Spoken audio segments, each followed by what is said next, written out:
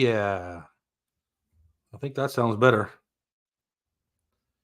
Let me know if I sound like shit if I'm clicking up a storm in here.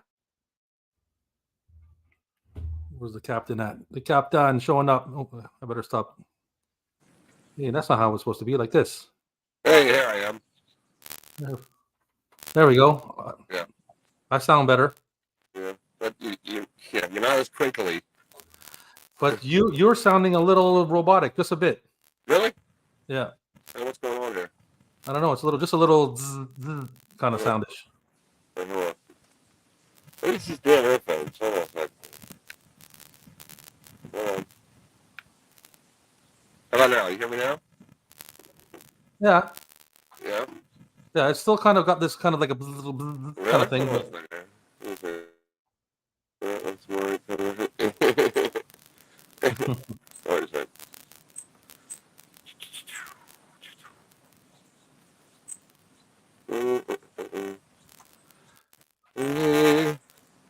How about now? Anything? Same. Same. No, you sound okay. Like I can hear everything you're saying. It's just a little scratchy. Like. Yeah. Maybe it's the connection. Maybe it's the connection. Maybe. Did anybody follow us over here, or are we by ourselves now? Well, we got one. It says one person so far. Hey, chime in, one person. You want to try? I don't know. You want to get out and come back in and see if your mic works better? Yeah. Let me leave. I'll leave. I can take a hint. Okay, Rob.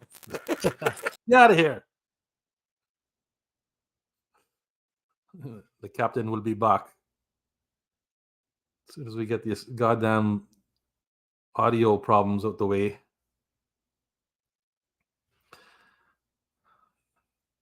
Thanks for coming back, Echo. Tom, Josh, technical difficulties. I think I'm sounding okay. Do I sound all right to everybody now? Sounds good to me here. Captain was a bit fuzzy though.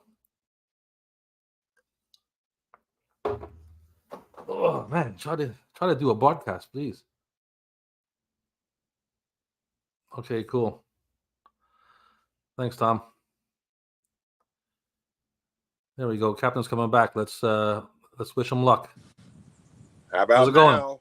Am I a Perfect. robot? Perfect. We did it. All right. We battled StreamYard together. Together we battled StreamYard and we won. Yep. We always will. Keep that in mind, StreamYard. Well, yeah, we got your number, StreamYard. Don't fuck around with us. Yeah. Could you hear me okay? Yeah. Me okay? Okay. Yeah. Good.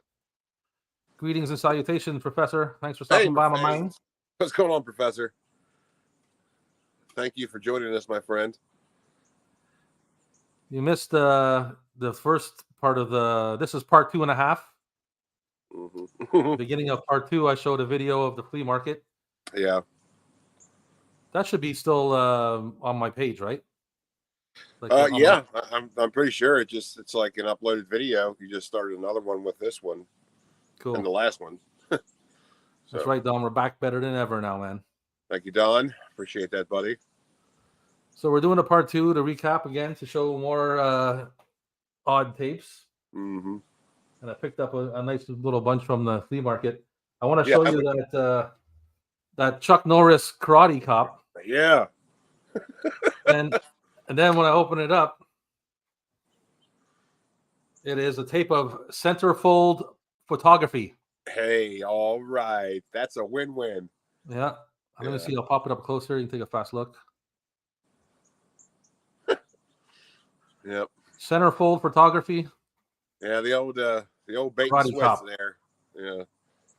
Oh, I've certainly done that myself. I go to a thrift store buying tapes. I don't check what's actually in the tape, and then I get home and like, oh wow, because that's my copy of Mosquito. I've told you about this many times, where I bought a copy of Mosquito at a thrift store, and I get home and I actually take it out of the sleeve, and it's a cartoon cavalcade VHS of Porky Pig and Friends. Right. So it's just I always like that, but still, it's like, man, I thought I was getting Mosquito, but it was a quarter, so you really can't complain. You know what I mean? That's it. You got to take it for what it is. Yeah. So I think it's a win. Glad to be here. Thank you, Professor. Mm-hmm. Good afternoon, greetings. Yeah, when I saw that Karate Cop, I picked it up. I said, I'll just grab this for myself. Yeah. And then as soon as I opened it up and looked at it, I'm like, no, that'll be for the show. That's right. It turned out to be an oddity all along. Yeah. Because like I was saying, I have one too, but mine it like skips during playback. It's like you can't really watch it, so it's whatever. It's shelf fodder is what it is, Put it on the shelf. Looks good on the shelf. That's it. Yeah. Great cover hiding the porn. Yeah. Oh yeah. Like the kid in Parenthood. Remember that when he was hiding porn and copies of Back to the Future and that's right. Yeah. It's a good idea. Or like Biff. Biff was hiding the porn inside the almanac cover. Ooh la la. Ooh la la. Well, I showed this to the our previous audience, which appears to be the same audience we have right now. But this is what I showed when you were away. Did you see this, Rob? Let me see here. Let me pop you up there. It's a Haunted Honeymoon, an original. The first HBO video release. I think it was the only release of this movie. It's an Errol's Video Club X rental, and their classic rental cases, which I always love to see. But not odd on its face, but on closer inspection, it is odd because you'll notice it does specify it is a VHS. However, as the audience already knows, they've already seen this. You haven't. It's a beta. So it's not a VHS at all. So of course I had to get it. I was going to get it anyway, but I was like, okay, I'm getting it. I always like coming across beta. You know what I mean? Is that case made for VHS and beta? It is actually. I know, it is interchangeable. Like it's interchangeable. Like it's just the same size. It's a stock case. You just slide them in. Yeah, because a lot of the ones that Matthew Binney has in Australia, the cases come. You can put a beta in there or a VHS. Yeah, this is like pretty much just what they had for all their releases. This obviously got screwed up somehow. Okay. Because of course back in the day, video stores rented both formats, which must have been really confusing for anybody who worked there. I would have screwed it up all the time. Yeah, I don't even man. Beta doesn't mean shit to me. I don't think I even watched a beta. I haven't either, and I have a couple betas just because when I come across them, I always pick them up because hey, it's a piece of history. You know what I mean? And like we know about VHS collecting, beta collecting. That's a whole nother thing. I mean, there is beta collectors out there, and I'm sure there is, but I don't have a Betamax player, so I can't test them. So I don't know if I got no interest in beta. I could pick up all kinds of beta. I was just looking at some cool betas today, actually. Yeah, they're. I mean, a lot of times they're harder to find than like VHS, like horror Betamax tapes. Man, really hard to find. So what is the best f-stop and ISO for boobs on the beach? Questions will be answered. I don't know. Happy Sunday, son. Yes, happy Sunday. Happy Sunday. Yes, shelf fodder. It's when the whatever physical media you have doesn't work, but it still looks good, so you just put it right on the shelf and that's cool. It's all that's what you do. You know what I mean? What do we got here? Hey Don, one of these days get your name correct. What's Joshua saying here? I should look for more of those HBO Canon. Yeah. Yeah, I mean that's Josh. Those are just really good early VHS because they put out a lot of this like interesting stuff. They were responsible for the first VHS and beta release of the Terminator, as well as a lot of other like cult films nowadays. And so yeah, I mean HBO home video / Thorn EMI. They're pretty much on the same level as like media entertainment or Vestron. You know what I mean? They're one of those like cult VHS distributors. That when you come across their copies, you definitely pick them up no matter what it is. Yeah, usually it's something cool. They always release cool stuff. I got locked out of the store, Sean. I got locked out of the store. That's why I'm standing around the neighborhood. I got a case of beer behind the store in a cooler.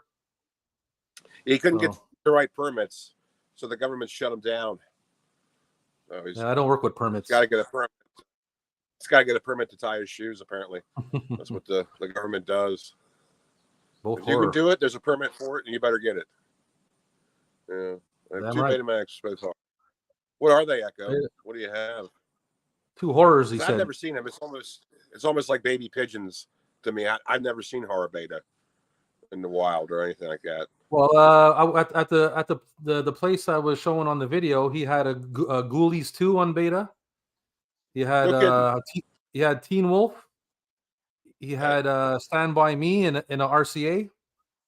Yeah. Yeah. And you didn't get them? Nah, I don't want no beta. Why? What am I going to do with that? I don't know. Put it on yourself and brag about having it. That's why I have my beta. Yeah, I know, but if I was on your ship, I'd be and I walked around your ship and I saw some beta, I'd be like, this is a VHS pirate ship. What the fuck is this doing here? Are you saying that you would commit mutiny because I have some beta? No, Well, I wouldn't say mutiny, but I'd raise a concern about it. You're gonna raise some questions. Questions need to be answered. Yeah. I mean, I don't know. Every time I come across beta in the wild, I usually pick them up. You know, especially if I saw a Ghoulies on beta. Gosh. Well, maybe I'll pick it up just in your honor, Aaron. I'll show it. I'm sure it's still there. Josh got 2 betas. Yeah, it's still there. I saw it today again. Yeah. He's got the Fog and Mutant. Oh, cool. Yeah. I have the Fog on the RCA video disc, the CED disc. I came across one of those, and I have the. I mean, you talk about a worthless form of ancient media. The CED, whew, boy. Yeah. Because the thing is, like those players, they just stopped working and they broke so easily that it's like almost impossible to find a working player nowadays. I mean, that's why they kind of went obsolete, because it was just too hard to take care of them. And so I have that, and I have Extro on video disc that I'm never gonna watch or anything. I just have them because they're just historical relics, really. The lad at the flea market had a bunch of laser discs too. They're nice laser discs. He had a whole bunch of cool titles, but I don't want that either. I don't got no laser disc player. Yeah, I mean, the thing is, you gotta watch, because it's like, collecting one thing is one thing, obviously, but you get more wrapped up in it. Next thing you know, like your whole house is like filled with just shit that you're never going to do anything with. You just wanted it, and that's how you become a hoarder, essentially. It's like you got to pick your hobbies. You pick your battles. You got to pick your hobbies as well. So, well, that's some of the reason. Yeah, that's some of the reason why I don't collect other stuff. Yeah, I mean, I collect enough stuff. I don't need anything else. You know what I mean? That's it. I have a very, very, very small contingent of laser disc, and that's all I really want. And you know what I mean? Right. I don't need them. I inherited a bunch of old cassettes and cassette holders and cases and stuff from my mother when she passed. Yeah. So because of that, I started collecting movie soundtrack cassettes just to fill up my case. Right, and once my case is full, that's it. Yep, I'm with you. I collect movie soundtracks on audio cassette as well. You know what I mean? I've kind of sort of stopped doing that because I'm just getting too much stuff, and it's starting to weigh the pirate ship down in the water. It's just sitting lower and lower. And you got to watch out for them sandbars. You can technically you can only put so much stuff into the ship until it's going to sink. So exactly right. Yep, it's only so much buoyancy to go around. So yeah, I have we ought to do a show sometime about our soundtrack collection. Yeah, we should. That would be cool. Yeah. Well, mine's not the biggest collection just yet, but I got a couple of cool titles. Yeah, me too. I don't have a lot, but I have enough to make me happy with it. And there's a shitload of tapes. There's a shitload of tapes at that flea market that I didn't even check yet. So yeah, that sounds like a great flea market. You're pretty lucky to have that near you, man. That's pretty cool. Yeah, did everybody see the flea market in the chat? Everybody saw it? If you want a peep of it again, let me know. I'll show it fast. Yeah, we might want to break that out again here soon, just to if nobody saw it, they should probably get familiar with it in case we get new viewers. That's right. You got a weird tape on hand, or? Yeah, I got plenty of them. This is for man. I wonder if VHS Mikey's even watching, but this is for him. A video for your cat. And I think I've shared this before on the couple streams ago, but of course, this is about as odd as they get. This, of course, is a video that you put on for your kitty cat while you're away. It contains goldfish and birds and yarn. That's crazy. And it's just a good time. And there is also a video for your dog by the same company, and Mikey has that one. He made a post about it. That's right. That made you guys VHS brothers. It's true. I remember that. Yes, we're VHS brothers because of that, and 1993, Ivory Tower Publishing distribution. That's I gotta look at this cat. He's watching the video. I drinking like a big carton of cream. He just looks wasted. He's having a good time. Man, he's having a good time, man. Yeah. Goldfish to songbirds. A video your cat will love to watch. I seriously doubt that. If I put this on for my cats, they probably wouldn't give two shits about it. But I'd be watching it more than they would. I probably will. I probably will put that up separately, Don. Yeah, that's a good idea. Yeah. Well, let me see here. Let me present that thing again. If everything's going to work out well. Let's see if we can do it here. Let's pull it off without a glitch. I'm worried that stupid thing is the reason why all the clicking came around, but well, that's a good point. We're going to find out. I could keep the muting off so you can just see so we can talk over it. So yeah, they got a bunch of stuff in there, man. Yeah, I'm still really impressed by this flea market. And like I said, this is only like 2 alleys that around there. There's like a whole bunch of corridors and shit. It's incredible. That guy right there is the vendor of the records, and he has records and cassette tapes like crazy. Really?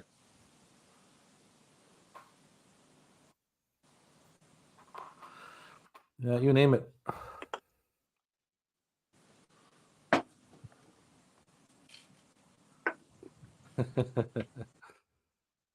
Mikey needs the vid. A nice handbag. Yeah. Mikey needs a vid to show to the unicorn stick when he leaves the house for the day. Mm-hmm. That's very true. Yeah, that's very true.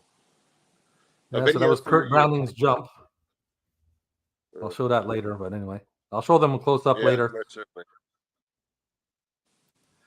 I thought it was pretty cool, too. There's a VHS tape of the Aurora Borealis, in case you're wondering. Yeah. Oh, look at all those Disney tapes. Yeah, there was tons of Disney tapes. Flea markets, isn't it? Yeah, always clogging up flea markets and thrift stores. Tons of Disney tapes, man. Any Jerry Maguire there? Oh yeah, for sure. Jerry Maguire. Yeah. On that wall, if you look slowly, there's probably like 3 of them. Oh, I'm sure. There's Karate Cop. Or so we thought. Karate Cop. Right. We know better now. Yeah, but it was entertaining for the show, so that, you got to look at the green grass. This one's pretty cool. I thought that was. I'll show that one after the video is done. Okay. I thought that was pretty. I mean, it's not a funny subject, but it's a funny thing to be on VHS tape. Mm-hmm. No, you're right.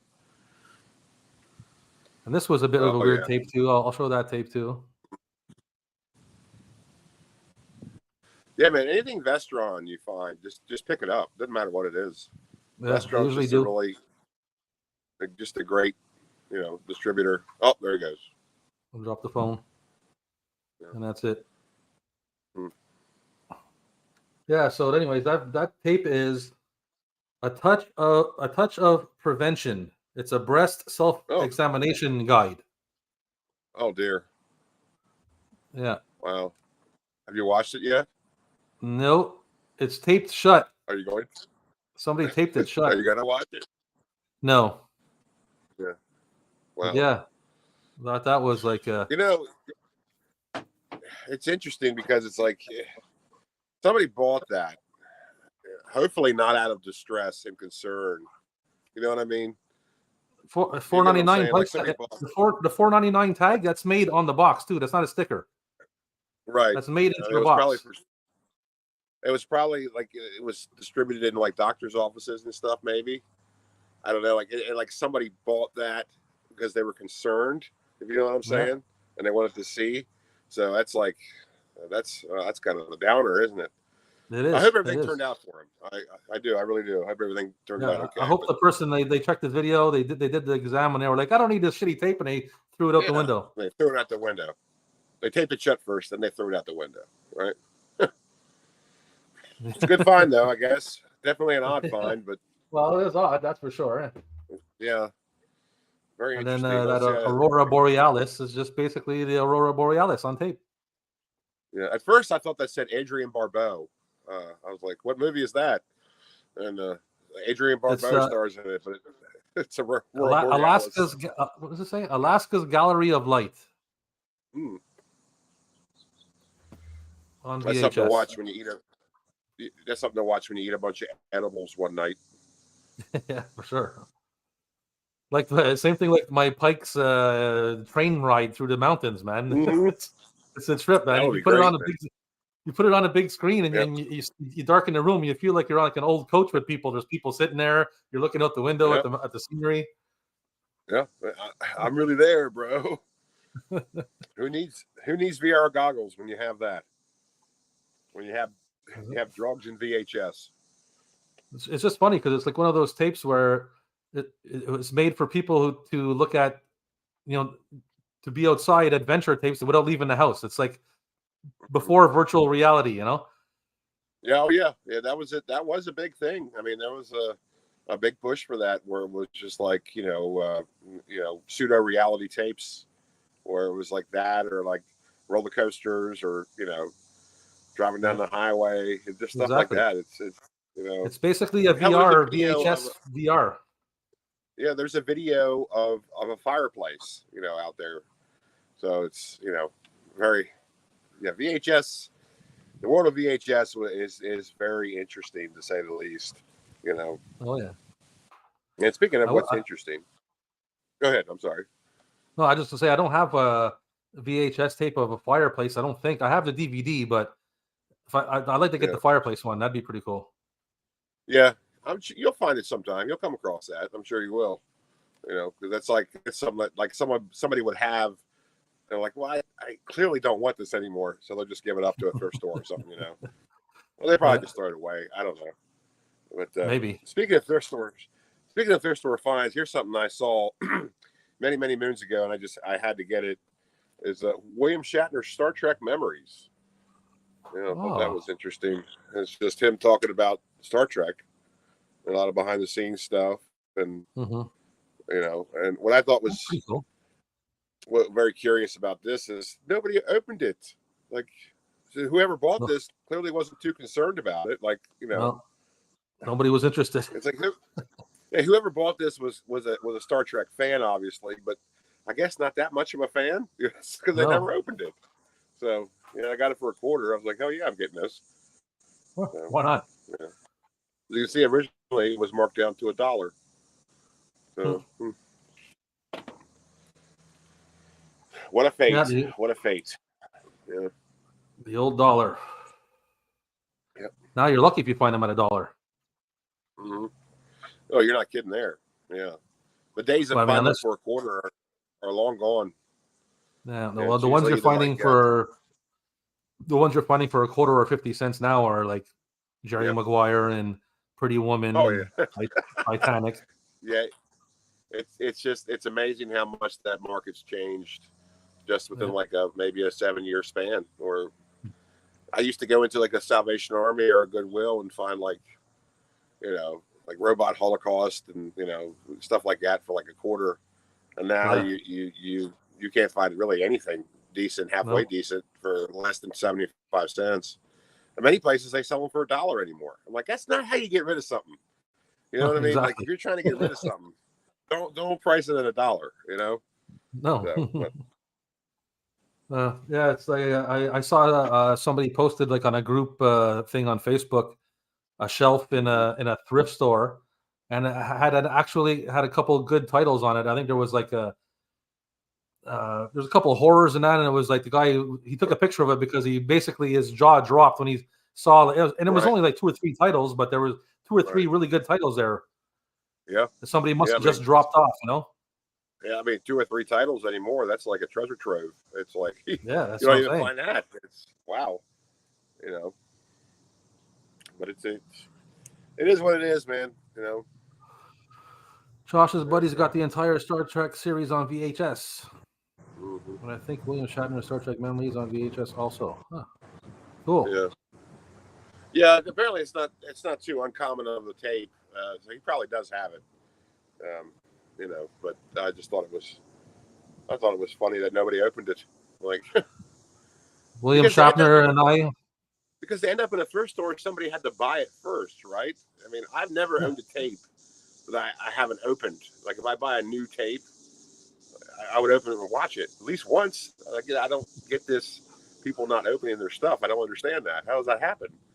Well, I got, you know what, it could be like maybe runoff from like stores that Mm-hmm. didn't sell and things that closed down and whatever. That's good. That's a good point. But still, it's curious that they end up in a thrift store. You know, it's usually that's not how Yeah. those like any kind of like closeouts, like they don't end up in thrift stores.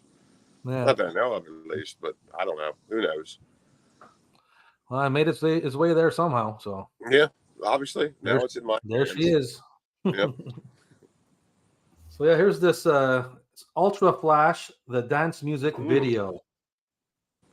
The Yeah, I want to hottest see this dance one. music, the hottest dance music video ever. I bet That's it what it is. says. Yeah. Give me a second here. And there's a bit of weirdness to this tape because it's the cover is taped on, meaning Oh like wow. this part That, here is like a well, I'll take the tape out. Oh, shit, there's a sleeve. It's an old Vestron tape, Blockbuster, yeah.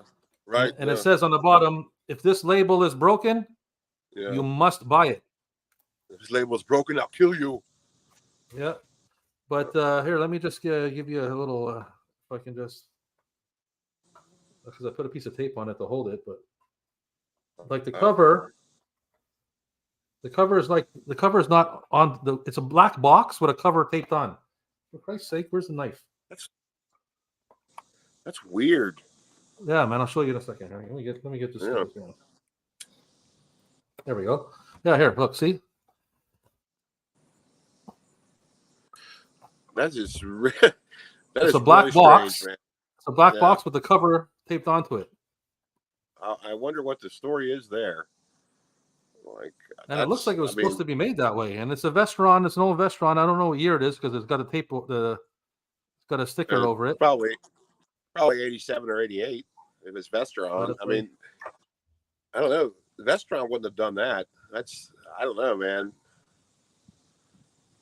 83. That's really. You say 83? Tape says 83. Yeah. Well, I'm way off. Yeah, Vestron never would have done that, man. Vestron had a little bit of style. They wouldn't have done something like that.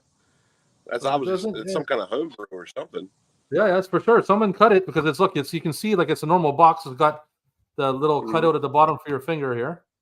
Mm-hmm. So it's a box that someone cut open, and then they put it on this blank box. Why? That's just like a lot of trouble for nothing. I mean, you might as well just leave it in the sleeve. Yeah. It is the tape. It's the proper tape. Ultra Flash dance music video. It's old as shit. Did you watch it yet? No, I just got it home. Okay. Well, I know what you're doing tonight.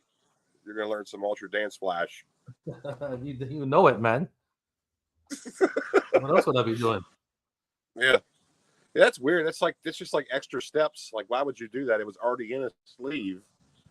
So if the label is broken, you must clean the bathrooms at Chubby's. That's the rule. So, I mean, and you don't want to clean the bathrooms at Chubby's, believe me. No, you don't. That's just chode mopping.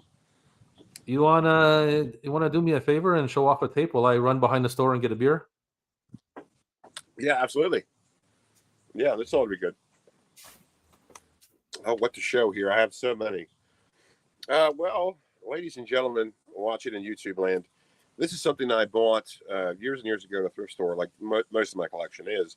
I bought it because I just thought it was just so odd and interesting. Odd mainly because this is a video oddities show, of course. It's the film Killing Zoe on VHS, right? Um, you know, nothing too odd about that, except the fact that it's not just that. This is also the film And God Spoke. This is Oh yeah. a double. This is a double VHS. It's like I've never seen this before.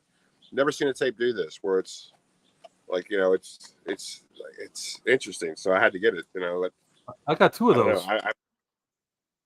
You have two tapes like this? Yeah, I got one. I was talking to somebody on Instagram about it the other day because he posted the movie. The movie is Club Fed. Yeah. So, and I made a comment on it because I have Club Fed on one side and the other side is Prison Stories. Wow. And then I have a horror one too. I have one with a movie. I can't remember the name of it, but it's got the dude from The Hills Have Eyes. Oh, Michael. Yeah, he's in it. Michael, And on the back side of it, it's another movie with Robert Davi. I can't remember the name of that either, but I got two double tapes like that. Huh. Wow. Yeah. See, what it says right here, I get special double screener. I didn't really see that because the case is kind of messed up, but this is a screener copy. So I just didn't know that was a thing. So I thought that was interesting. And well, did you bring yours? Because that's pretty odd stuff. Or no, you couldn't find them yet. Well, it's in storage. I could have pulled them out, but they're in storage. Yeah. I got if anybody's interested in seeing them, though, I did post of them there. I got it on Instagram. I think it's on Facebook. It might even be on my shorts on my channel here. So yeah. Hey, what's happening, Russell? Yeah, this is the face, unfortunately. Yep. Yeah. Yeah, so what else we got here? What else did I pick up? So those three, and then the Kurt Browning Diet Coke. Let's see here. What? Diet Coke presents Jump. Kurt Browning's Jump. Okay. All right. And he's doing looks like he's doing like a martial art move in the back or something. I don't know. Who the hell is Kurt Browning? He's a skater, man. He's an American. You should know. He's an American skater. I think he's American. Oh, I don't know. I mean, any skaters. I don't know. Oh, I know. It says right here at the bottom, the world's biggest figure skater. The biggest? Like he's like 11 feet tall? No, I think. Well, he looks kind of big on the box, but I think they mean like popular. As in famous. Okay, yeah. It also includes it'd be more impressive if he was like 11 feet tall. Yeah, I think so too. But there's exclusive interviews in there. Yeah. Wow. So that's great. You got to watch that too, man. Yeah. The only figure skater I know is Brian Boitano, and that's just because of South Park. So it's so I can tell you. What's funny about that tape is when I was buying that tape, I bought it off this little old lady, and she was like, "Oh, did you see? There's more skating tapes. I have more skating tapes." And I'm like, "No, I don't want skating tapes. I'm only taking it because it's Kurt Browning Jump. I don't need any more skating tapes." She's convinced that you're an aspiring figure skater. Oh, exactly. She's like, "Oh, this large gentleman likes figure skating." How nice. Oh, God bless her. Yeah, so that was funny. And that's about. I think I got those 5 with the Karate Cop. That's about the weird ones, but I did pick this up for $3. I thought it was pretty cool. It's like an ex rental, or maybe not. I don't know, of Johnny Quest. Okay. I used to love this cartoon when I was young, man. So yeah, look at that. What year is that? So I don't know. Let's see. Pull out my extra eyes here. Well, it says no, that's not. Obviously, it's not. 1988. Huh. Yeah, it's an 88 copy. Yeah. That's a relatively early release. That was probably the first time that show was put on. Somebody had a good time writing on the label. Look at the label. Like they scribbled on a label, like they were sitting in a doctor's office and had nothing to do. Yeah, that's that always gets to me. I don't understand why people do that. It's like, don't you have any scrap paper lying around? If you have to doodle on something else. It says I'd for police vendor. I don't know what. It's weird. Anyway. Johnny Quest. Oh, that's pretty cool. Uh-oh. What? Where'd it go? Where'd it go? Where'd what go? This stupid chat. Hold on a second. I get so irritated. Hey, what's happening?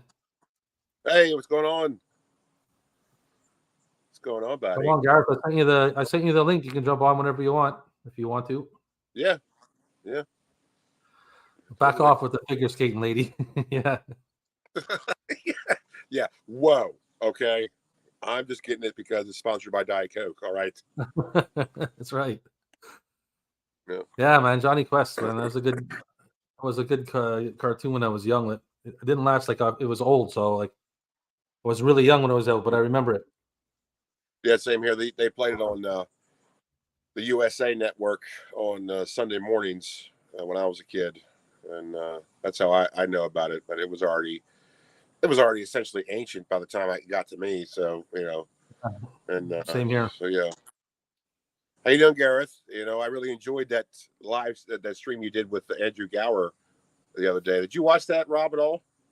Andrew Gower, the kid from Monster Squad? I watched I saw a bit of the beginning, but I was out on a date night with my fiance at the time. Yeah. But I did catch the beginning of it. Yeah, that guy's a really nice guy, and it was very interesting because speaking of Johnny Quest, he was saying that had Monster Squad been more of a blockbuster success, there was going to be a live action Johnny Quest movie around that time, and he was going to be one of the lead auditions for it. Oh, really? Not to say he was going to get the role, but he was saying how he was in the running for an audition. I thought that was pretty interesting. Right. But yeah. So yeah, that was a hell of an interview, Garrett. That was a good time. Good job. I got to run it back to the replay. Like I said, I was there at the beginning, but I couldn't stay long. So Johnny Quest. I loved Johnny Quest as a kid. Now 67. You can still love it. That's for sure. Yeah. I have a tape. I have a lot of them, but I'm going to show one. What you got? That's okay, man. Well, as you know, if anybody joined us for the first video oddities stream we did the other day, then you'll know that I'm a big fan of the unlicensed cartoon VHS, and I always pick them up when I find it. And I have one that you don't see too much of, Elmer Fudd. You don't really see him in front and center. Like it's usually either Bugs Bunny or Daffy Duck as the featured character. But here's Elmer Fudd.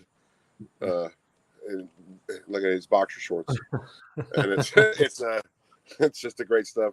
It contains Bugs Bunny and Elmer Fudd and Corny Concerto, rather, Popeye, and Popeye the Sailor Man meets Alibaba's 40 Thieves, and Porky Pig and Timid.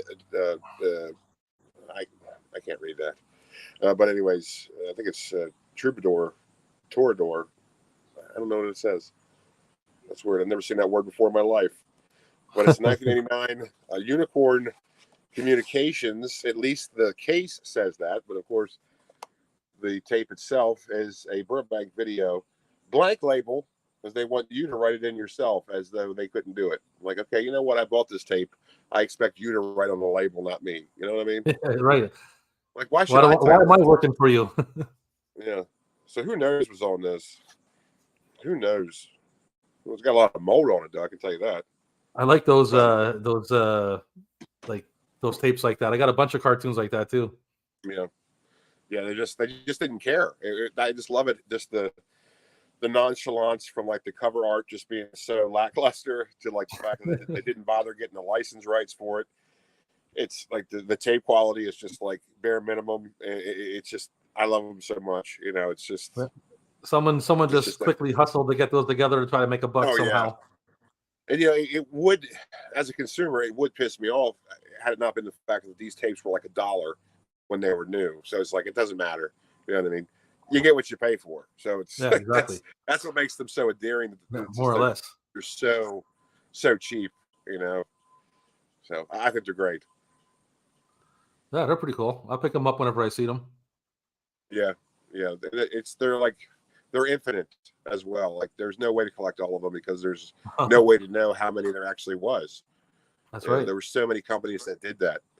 So you could have like an entire VHS collection just dedicated to that.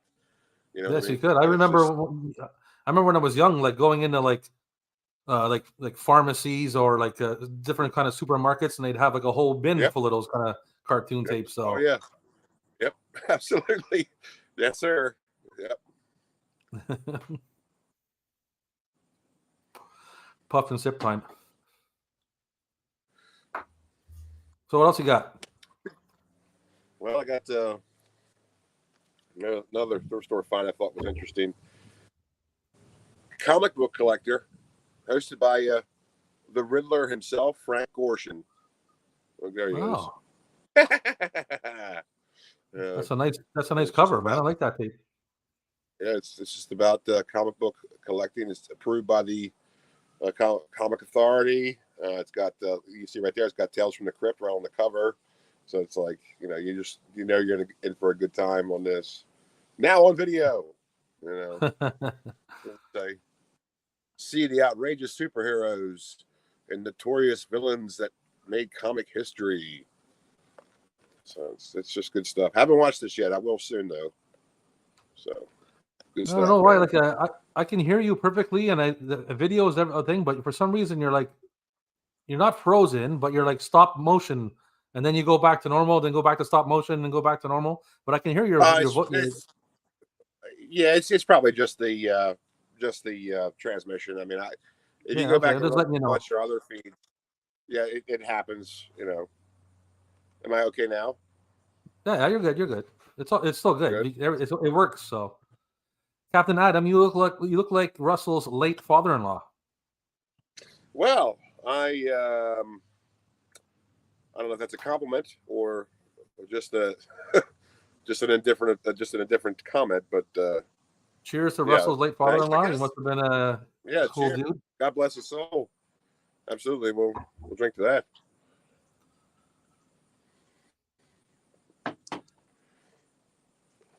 It's always like a little bit of a weird thing, when someone says, not weird, but I mean, like you don't know what to say when someone says, "Hey, you look like this," and I'm like, "Yeah, okay, yeah, nice." Yeah, I mean, I guess is that a good thing, or let me know if it's a good or bad first. Well, I guess it's like they're not saying like, "Hey, you look like Gamera," they're not saying anything like that. Yeah, it doesn't have a year on this. I don't know what year this came out. Yeah. I hate it when tapes don't have dates on them, man. I hate it. Yeah, a lot of cartoons in Disney don't have no date on it. Yeah, Walt Disney Home Video and Touchstone Home Video and Hollywood Home Video, they're notorious for not dating their stuff. So I hate it so much, man. Yeah. It's pretty easy to put a date on something. That's all I'm saying. You know what I mean? Just stamp it on there. Let's see here. Click on it, man. Come on. There we go. He was an outlaw biker, but a nice man. Hey, there you go. Well, thank you, Russell, and wow. God bless him. And they have a lot in common because the captain is an outlaw captain and a nice man. Yes, I am. I'd like to think so. I'm chaotic good in the D&D universe, so Yeah, you're a good kid. You're a good kid.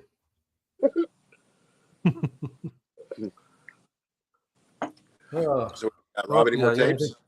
No, I'm out of oddities for now. Oh yeah. Yeah, that's all I found. Until I get back into storage and pull everything out. I do.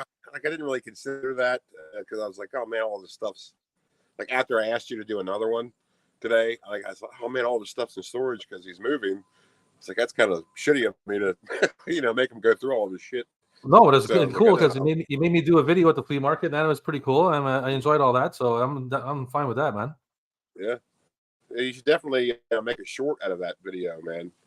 Yeah, I'm I gonna don't do know, something man. with For some reason, YouTube Shorts, they do really well because I think people just seemingly, in general, don't have the attention span anymore. So anything that's over a minute, they don't want to watch it. That's what I've noticed. Yeah. So definitely do more shorts and reels. But I have a lot. So if you don't, I'll continue. Yeah, that's it, man. If you got tapes, as long as you got tapes, we got tapes. Russell's in Ontario, Canada. He likes to call it cannabis. Wow. I am also in Ontario, Canada, Russell. Well, you should start calling it cannabis. I could, yeah. What you got there?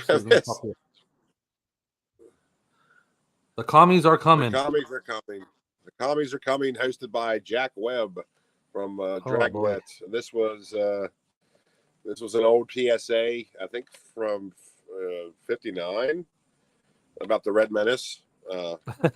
This is released in '85. This is released in '85 by Rhino Home Video. This was included for free in this sci-fi VHS lot I bought a couple years ago off of a popular internet shopping site. So they just threw it in for free. I was so happy to get it. I was like, wow, look at this. I was so happy. I sent him a message saying how happy I was. So there's that. Nice. I haven't watched this yet, man. There's a lot of stuff I haven't gotten around to watch yet, but I will. It's just what it is. Then I have this too, which I thought was just another thrift store find. That it is too bad that the case is basically destroyed. As you can see, somebody took a big bite out of it. Yeah. Okay.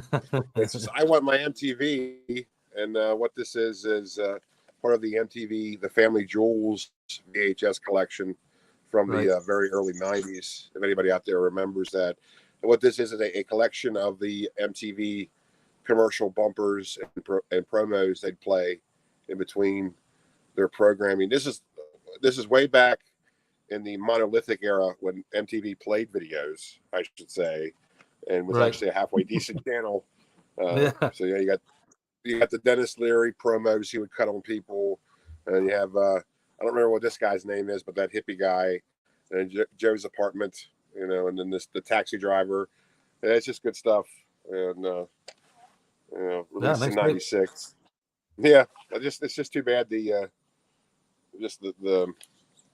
tape that it's like just destroyed. I don't know how that even happened. Right. But yeah, good stuff. Yeah. Yeah, they print dates on the side of the tape there. Some will have like a little print of the date on the cassette itself. Yeah. Yeah, I'm sure. Yeah, Josh, I just don't with Disney stuff. I just didn't look twice at them. Like I don't really care about Disney stuff. To tell you the truth, man, it's just like P's and P's. Like God, I mean, I got a nice Disney collection, and I don't mean like clamshell Disney, but I have like Disney collections in slipcovers, like Zorro collections, and like different whole bunch of like 2000 Leagues Under the Sea and all kinds of shit like that. Like not all Disney. When I say Disney tapes, I'm talking about like the cartoons and the clamshells and all that stuff. That there's so many of them.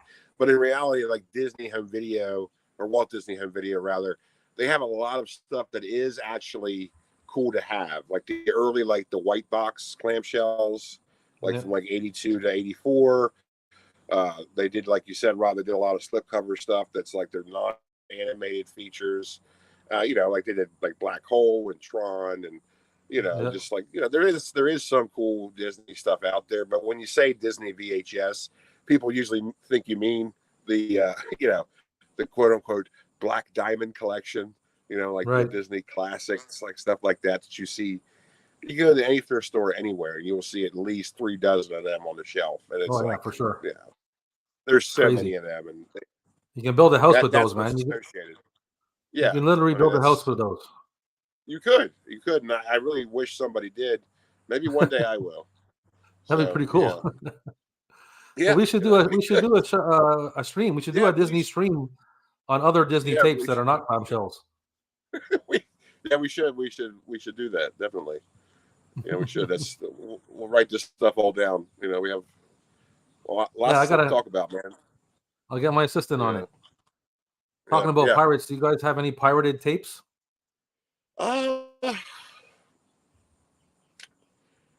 Well, aside from that Event Horizon that I showed off the last stream, the obviously bootleg copy, the Haunted Event Horizon I showed off, I'm pretty sure that's a pirate one. I maybe have, I don't know, 2 in which I showed off Friday as well, the Star Wars Holiday Special and Mad Max Fury Road. But that's about it. I don't really have any. I never really come across any in my travels in the wild. But I got a few X rentals that look like X rentals that very well could be pirated tapes, because they're like just plain tapes with no label on it, and it's like a Scotch tape or something, you know, like some kind of recordable tape brand. It is sort of hard to tell what is pirated. So I don't know. That's it's a hard question to answer. I know I only have a few that I can really speak. I'm sure I got a couple. Yeah, but how about who was it that asked that? Who asked about Tom. Well, anyways, whoever asked that question, do you have any pirated VHS? Sparks Tron. Sparks Tron asked that. Oh. Well, do you have any pirated VHS? We're not going to tell if you do. He might. Sparks Tron. Thank you, Russell. Thank you very much. Yep. I have a bunch of stuff recorded on off of TV 30 years ago. Does that count? Something just. Oh no! Oh no! Oh God happened. Oh Jesus! YOLO. Hey. Oh, no. Hi, Captain. No. Ahoy there, Gareth. How you doing, buddy? What's happening? Hi, my mateys. You made it. I made it. Permission to come aboard. Permission granted. Thank you very much. Gareth is a busy bugger, man. Yeah, I should say. Just finished. Just finished. What was it? Condor Man. There you go. Oh, wow. There's a Disney tape. Yeah. Speaking of that, that's new release. Well, here it is. What are we doing then? Let's take a look at that again, Gareth. Let me see it. All right. Going solo. Right, hang on. There we go. Got my head shining on it. Nice. Yeah. 2-minute Tron exclusive at the end. Wow, how about that? Cool. Do you think that Condor Man is one of the most forgotten about movies of all time? Pretty much. Even though it shouldn't be. Oh, he's gone. What happened to him? Yeah, I'm grabbing the tape. It's still in the player. There we go. Because the tapes have this really long sticker, which look at that. Yeah. Yeah, man. Doesn't fit. Yeah, that's what. That's the Disney sticker.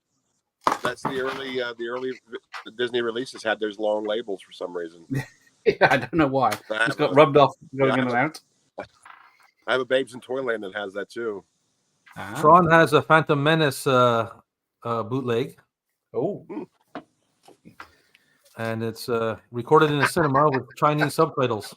I don't know what I got. That's pretty cool. Now, I did have a friend who did have like a boatload of pirated DVDs, and they were all like recorded in the movie theater, but like from behind the screen, so they're all reversed. Oh, okay. That's how I first saw Logan. You know, it was tremendous. Reversed? Yeah, like it was all reversed. I don't see them. Oh, hi, Russell.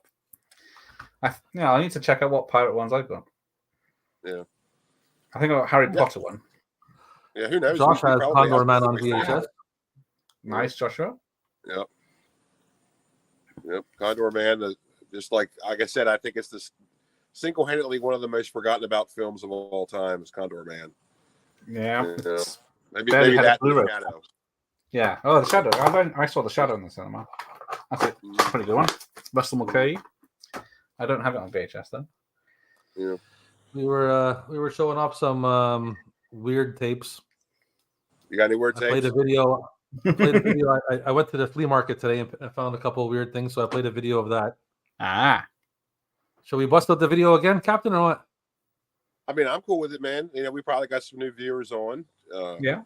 Gareth is one of them, and he's also a participant. I think, what have I got? Let's see here. Oh. Is it going to work? Hello? Oh, no. There it is. All right. Oh. Well, I can leave the music on or turn it down. We don't get stuff like this in the UK. I'll just mute it. Yeah, this is only just a little bit of the flea market too. Like, there's a whole other side. It's probably for the best. I'd be broke if I went to these places. There's a lot of stuff here, man. I got everything here. I'm just walking around trying not to film anybody's face. What is that? Oh, toy cars. That'll be for me as well.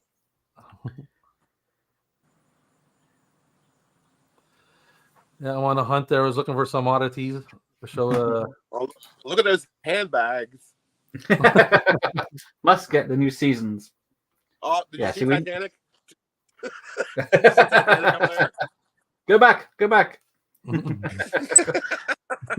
to the cameraman. Yeah. Rob Roy, I see. Yeah, it's not me. It wasn't me filming. How can you tell? Look at that. Yeah, we don't get VHSs in the wild here. So I got a Kurt Browning. I got a figure skating tape and an Aurora Borealis tape. You missed all those Disney Black Diamonds. Yeah, on purpose. Yeah, man, Rob, you could be a millionaire by now. Yeah, you retire on those. Yeah. Mm-hmm. So, anyways, this tape here was. I was like, oh, I'll take this for myself. Ooh, Batman. It's a cool tape, Karate Cop. Oh, cut. What's that? I don't know that one. It's a Karate Cop, and then when I opened it up, it was centerfold photography. Yeah. Instructional tape. That'll take erotic pictures of your loved one. Monkeys Hard to Kill. This one here, that tape was a breast examination tape. You need an education on that, do you? And then over here, this one here is just like a dance music video called Ultra Flash or something. Oh. And it was a Vestron. It was an old Vestron video, so I took it. I think I got the only one I got out of that lot is Stigmata somewhere. Yeah, I have Stigmata too. Yeah. And then I. Nope. Oh, camera down. I got it.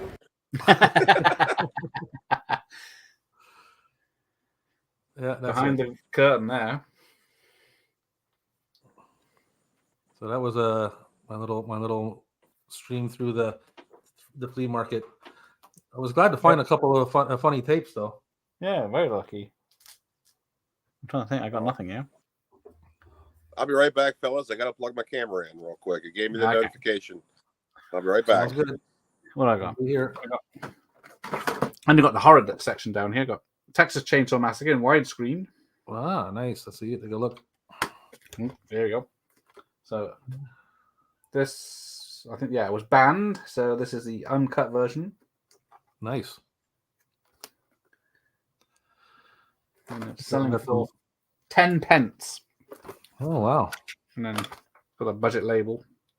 Oh, yeah. I haven't seen that in a while. The original one, it's been a while since I've watched it. Well, I guess this is 50 years old now, isn't it? It's coming out. Yeah. This video is only 80 minutes, so it's pretty cut. Russell used to bootleg VHS tapes. Ooh, what's the statute of limitations on that? What else we got here? My man Sean on It's Epic to See.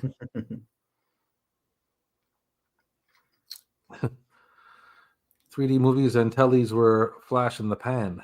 Yeah. I do miss my 3D telly. I had the glasses and everything, but what have I got? Upstairs I've got. I don't think I've ever looked at one of those. I got Freddy's Dead in 3D on VHS and an episode of Third Rock from the Sun. Oh, cool. Listen, I saw that that 3D Nightmare on Elm Street in the theater. Yes, so did I. Yeah, there's all the people putting the glasses on at the beginning of the film and saying, "This is shit." I remember at the end, that part at the end where he kind of like explodes or something, and there's like the little Freddy like tadpoles swimming around. That's the only bit that works. And yeah, in the theater it was pretty cool because they looked at like right above the dude's head, right in front of me. It was like I could grab them. That was our avatar. Yeah. That's the only part that that stands out in my memory is that part because that was the most predominant part. Yeah. Tasty, very tasty. Very tasty. Tommy. Mr. Tommy Gunn. Thanks for stopping by. The captain has gone to charge his phone. He's unlimited power and Wi-Fi when you're on the pirate ship. Yeah, you got to charge every so often. Come ashore. Shore leave. I got an old Jaws in the Hollywood Gold. Take a look here. Dun dun dun dun dun. Only a PG. Nice. Old CIC tape. Log glare. There you go. Let's have a look inside. The old print. Nice. Focus. Yeah. Because I've only got my horrors next to me. That's all right. We got some horror fans in the chat. Trying to think of what a rare one I got. Oh yeah. I think everyone's pretty much horror fans. It's like there's not a large amount of channels that are not horror channels, I guess you would say. Yeah. And then I got Dead Heat. Yeah, I like that. That's a cool tape. Joe Piscopo Poolside. I don't have that one. Yeah, it's really. Yeah, this is one I bought. So most of the others I picked up in collections for free. I've always loved this film. But yeah, it's another budget label. Yeah. What is that? Then another one. Got Evil Dead, because this was banned as well in the UK. That's a nice cover, man. Yeah, it's pretty good, isn't it? There's another one I got in a box set that's not as good, but this is I think this is the cut version, so there's no tree scene. Okay. Oh, one of the best scenes. Yeah. So it does mention it in the back somewhere. But yeah, that's an old. Might be a rental. Nice. But yeah, most of these seem to be ones that were banned, like the granddaddy of them all. There we go. Exorcist. Banned until 99. You know, I don't have that. And it's not because I could have it, but I haven't found I haven't come across a release that a nice old release that I want. You know. Yeah. I'm gonna one more. But I had a nice. Oh, there you go. The Burning. The Burning. That's another one that was banned and edited down. Nice. So we had a company called Vipco that re-released them back when they were allowed to. Mm-hmm. Oh, someone's ripped the label. There we go. Dog's okay, but I prefer Orca, the killer whale. Yes, that's a good one with Richard Harris. And a vengeful Orca. What else we got here? Don't think I've seen that on physical media anywhere. Yep, the captain's fighting off marauders climb up the side of his ship with knives in their mouths. I thought I saw him put a knife in his teeth and run off. You never know what can happen, man. Last time he had to arm wrestle a Bigfoot. There's that rabid squirrel as well.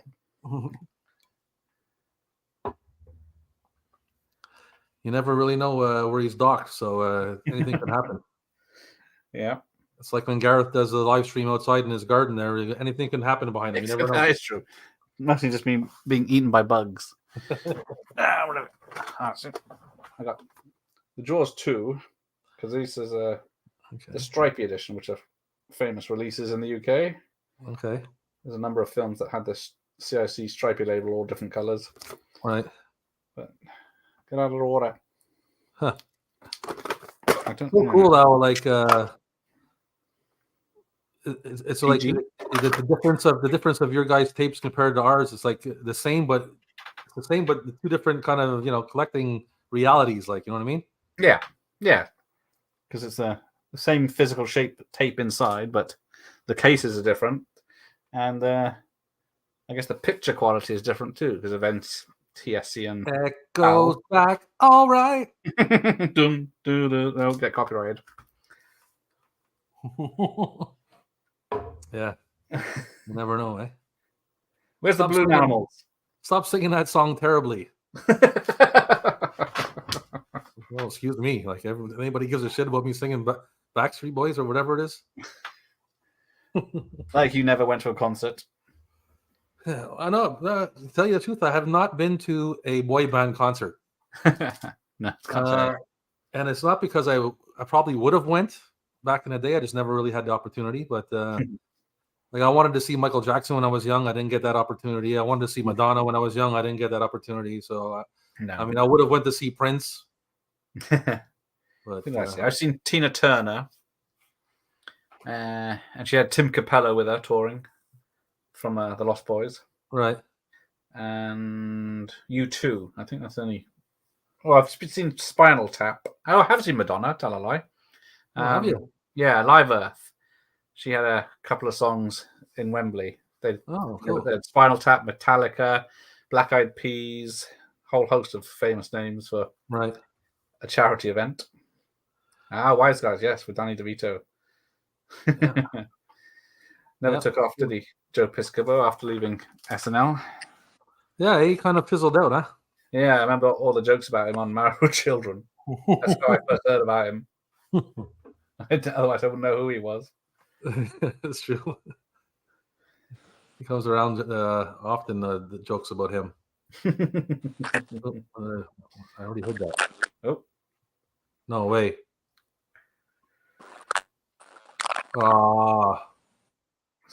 It sounds like a shark's got the captain. That clicking sound that we had at the beginning, I had to restart the whole broadcast at the beginning because of that. Exactly. The StreamYards. Remember that stupid clicking shit? Oh, yeah, I remember that from previous times, isn't it? Yeah. I don't know. We'll see here. Captain, how you sounding? Prepare to repel borders. Can you hear me okay? Yeah, it sounds good, I think. Clicking? Am I clicking? Is there any clicking? I can't hear any. Okay. I think we're good. There we go.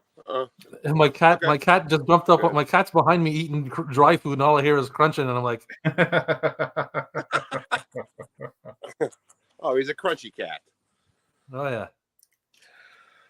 Sorry it took me so long. I had to hook my charge cable up to an albatross out here at sea. So it's yeah. Don't worry, Don let us know what was happening. Don said the captain's fighting off marauders climbing up the side of the ship with knives in their mouths. Yeah. I mean, were they zombie marauders? You got to do, you know. That's on a daily. That's on a daily for Captain E. Every day. There's nothing new. Every day I'm hustling, bro. Every day he's hustling.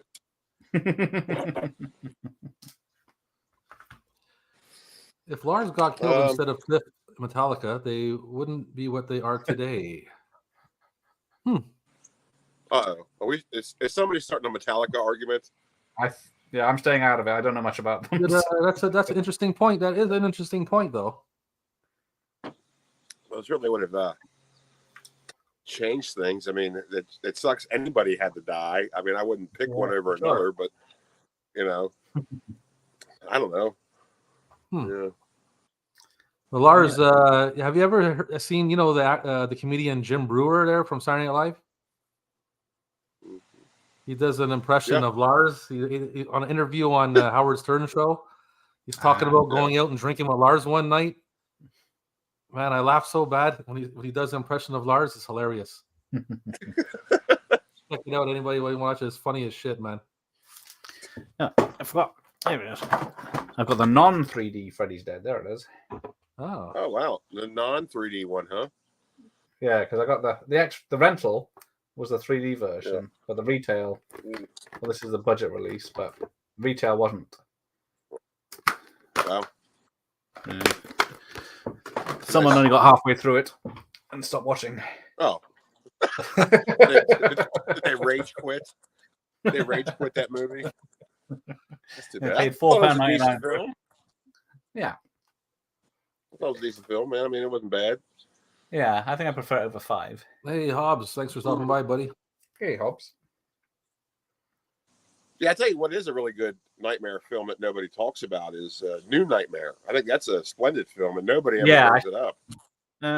Freddy's Dead was the first one I saw in the cinema, and then New Nightmare. Yeah. Because they're all 18s here, so you have to be 18 to get in, regardless of what adults you're with. Yeah, that's good artwork on that one. Yeah, it's the cover. The cover is super nice on that one. Nope. Oh. Cover my face. Whoops. The Daily Mail even liked it. Yeah, the crew around Rob's Vintage Video is sketchy sometimes, you know. Like amateurs. I got homeless dudes hanging behind my store. They're the ones that are crew. I just wrangled them up. One's hiding drinks in the trash amateur hour. I wrangled them up, and I wrangled them all up and give them positions. So, like Bowfinger, they're doing their best. You know, okay. Remember in Bowfinger, he goes to the border and he gets a bunch of Mexicans. And then by the end, they're producers and doing very well in Hollywood. Yeah, New Nightmare is like the ultimate breaking the fourth wall movie. Really, it was awesome. Yeah. I saw it when it first came out, and just changed my perspective on film. Was like, wow, they're acknowledging this movie about other movies, and it stars the same people that were in these other movies as themselves. It was just it's great, man. Great stuff. Yeah, it's nice to see Robert Englund outside of makeup, and then because he turns up as Freddy on a talk show, doesn't he? And he's all playing up to the crowd, and there's all these 5-year-old kids dressed as Freddy saying "We love you" and all sorts. Yeah, that's awesome, man. Yeah, the movie's awesome. Yes, these get-together is nice vibe. Well done, guys. Thank you very much. Do you know Marijuana VHS Kid? He's taking down his awesome YouTube lives, which is a real shame. He's a bit of a genius. Yeah, why has he done that? Well, what happened to him? Yeah, I'll have to check him out. Yeah, I can't spell marijuana. Did YouTube have him silenced? Possible. Was it his name?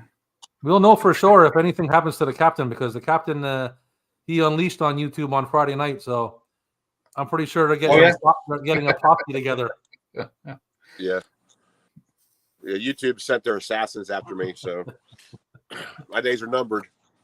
That's a good old joke, eh? They are spiteful. Yeah, I'm over it, Dad. Son, if you keep masturbating, you'll go blind. The son's like, I'm over here, Dad. You jerky bastard. Well, I have a tape here, fellas. All right.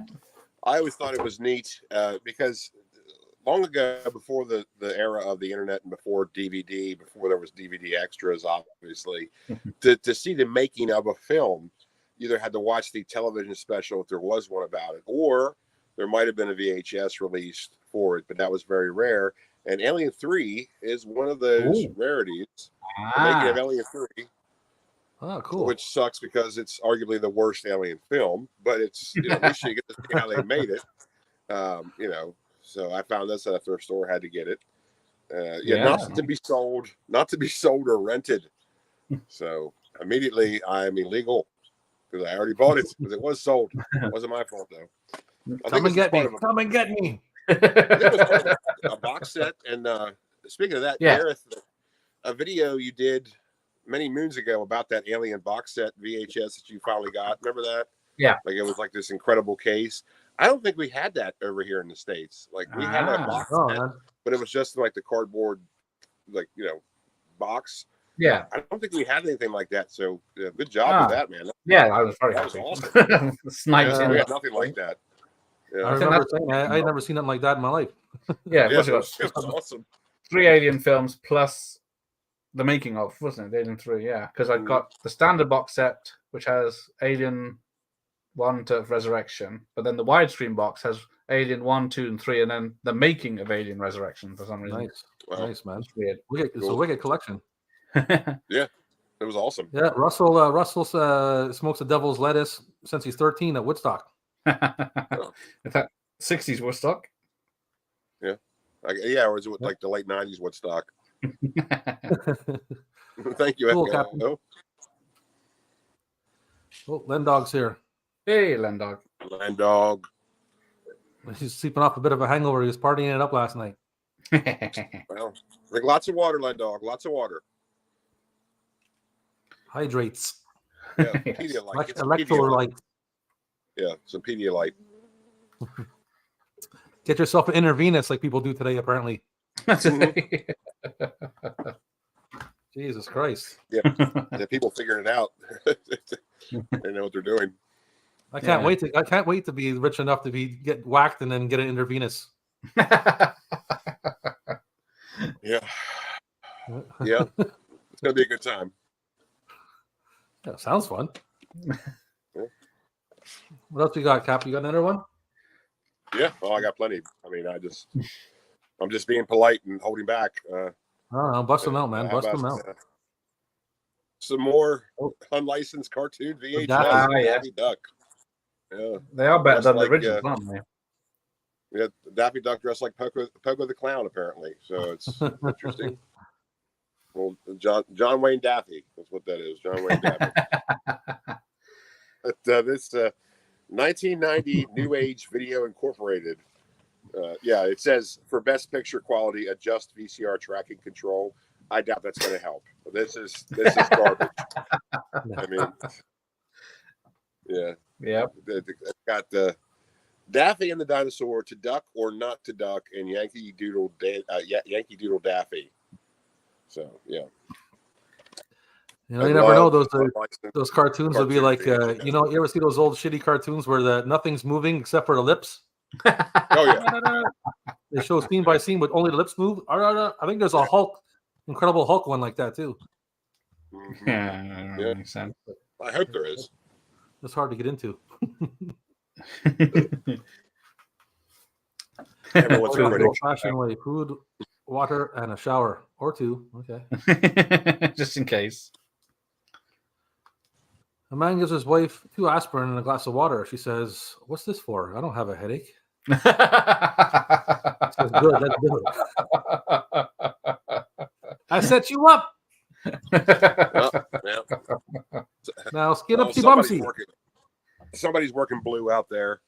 Yeah. Your off-color comedy. What am I doing? I'm offended. I mean, material. What's this now? Shouldn't be laughing. Oh. We had the best cartoons in the 60s. Yeah, the Flintstones. Russell, I should say, 60s. I think they were in the 60s. Were you a fan of the Three Stooges cartoons that were actually hosted by the Three Stooges? The Curly Joe era Three Stooges, of course. So, Russell, if you remember those. Yeah, we never had them here. I don't remember that. Yeah, they were usually included on Cartoon Cavalcade VHS. So speaking of, they were usually part of that whole package. So it was pretty interesting to see. But again, it was Curly Joe era Three Stooges. So a lot of people just, they stopped paying attention after that because nobody likes Curly Joe. Gilbert Gottfried, dirty jokes. What, it's crazy? Yeah, we only saw him in films over here because we never got. Was it Up All Night? Which one this year? Yeah, Up All Night. Yep. That didn't have that. Didn't have Joe Bob. Nothing. Yeah. Well, you had Fort Fairlane, though. Up All Night was on the USA Network. I brought them up before. A very important channel when I was a kid. They would show Up All Night. On Friday nights, it was hosted by Gilbert Gottfried, and on Saturday nights, it was hosted by Rhonda. What was her name? Rhonda. Yeah. Yeah. So it was like 2 nights, and that's when I first saw Toxic Avenger. I was too young to watch it. I shouldn't have seen it. I was like 10 years old. It was edited for television, but not that. That's much. A good age. Yeah. So, it wouldn't be very long. It was barely edited. So I saw a lot of movies on there. I saw Nukem High and just a bunch of stuff like that. Man, it was. Yeah, those days are long gone. You're never going to see those days again. Well, the good old days, man. The old channels. Yeah. The old late night movies and shit. That's why I do that Friday late night movies segment on my channel, man. So many weekends. My parents just left me alone. I had a TV in my room. Yeah. I had First Choice Cable Network, and I watched stuff. Yeah. It was awesome. We never had cable, but we had 4 channels. Yep. Well, what is it, Garrett? It's BBC 2, 3, and 4, and 5, or is there a BBC 1? Because we don't have BBC 1. There. BBC 1, BBC 2, ITV, and Channel 4. How about that? Yeah. We never had a Channel 1. We always had Channel 2, no Channel 1. Okay. That's it went true, from 2 to 13 for some reason. Yeah. Really that's weird. why didn't but you did something, Cap. Didn't you do something with the Channel 1? Mm-hmm. Yeah, they're a sponsor on my show. Channel 1. Oh, yeah. Join the fun at Channel 1. Yeah. I know I've heard Channel 1 something on your channel somewhere. Yeah, that's the channel that has the show about the half cop, half robot, half horse. Oh yeah, that's it. RoboClop. Yeah, RoboClop, and they also have Night Goose, the vampire goose. The vampire goose who fights crime. Night Goose is awesome, man. I remember my girlfriend died of that one. Yeah, so that's the channel that's from.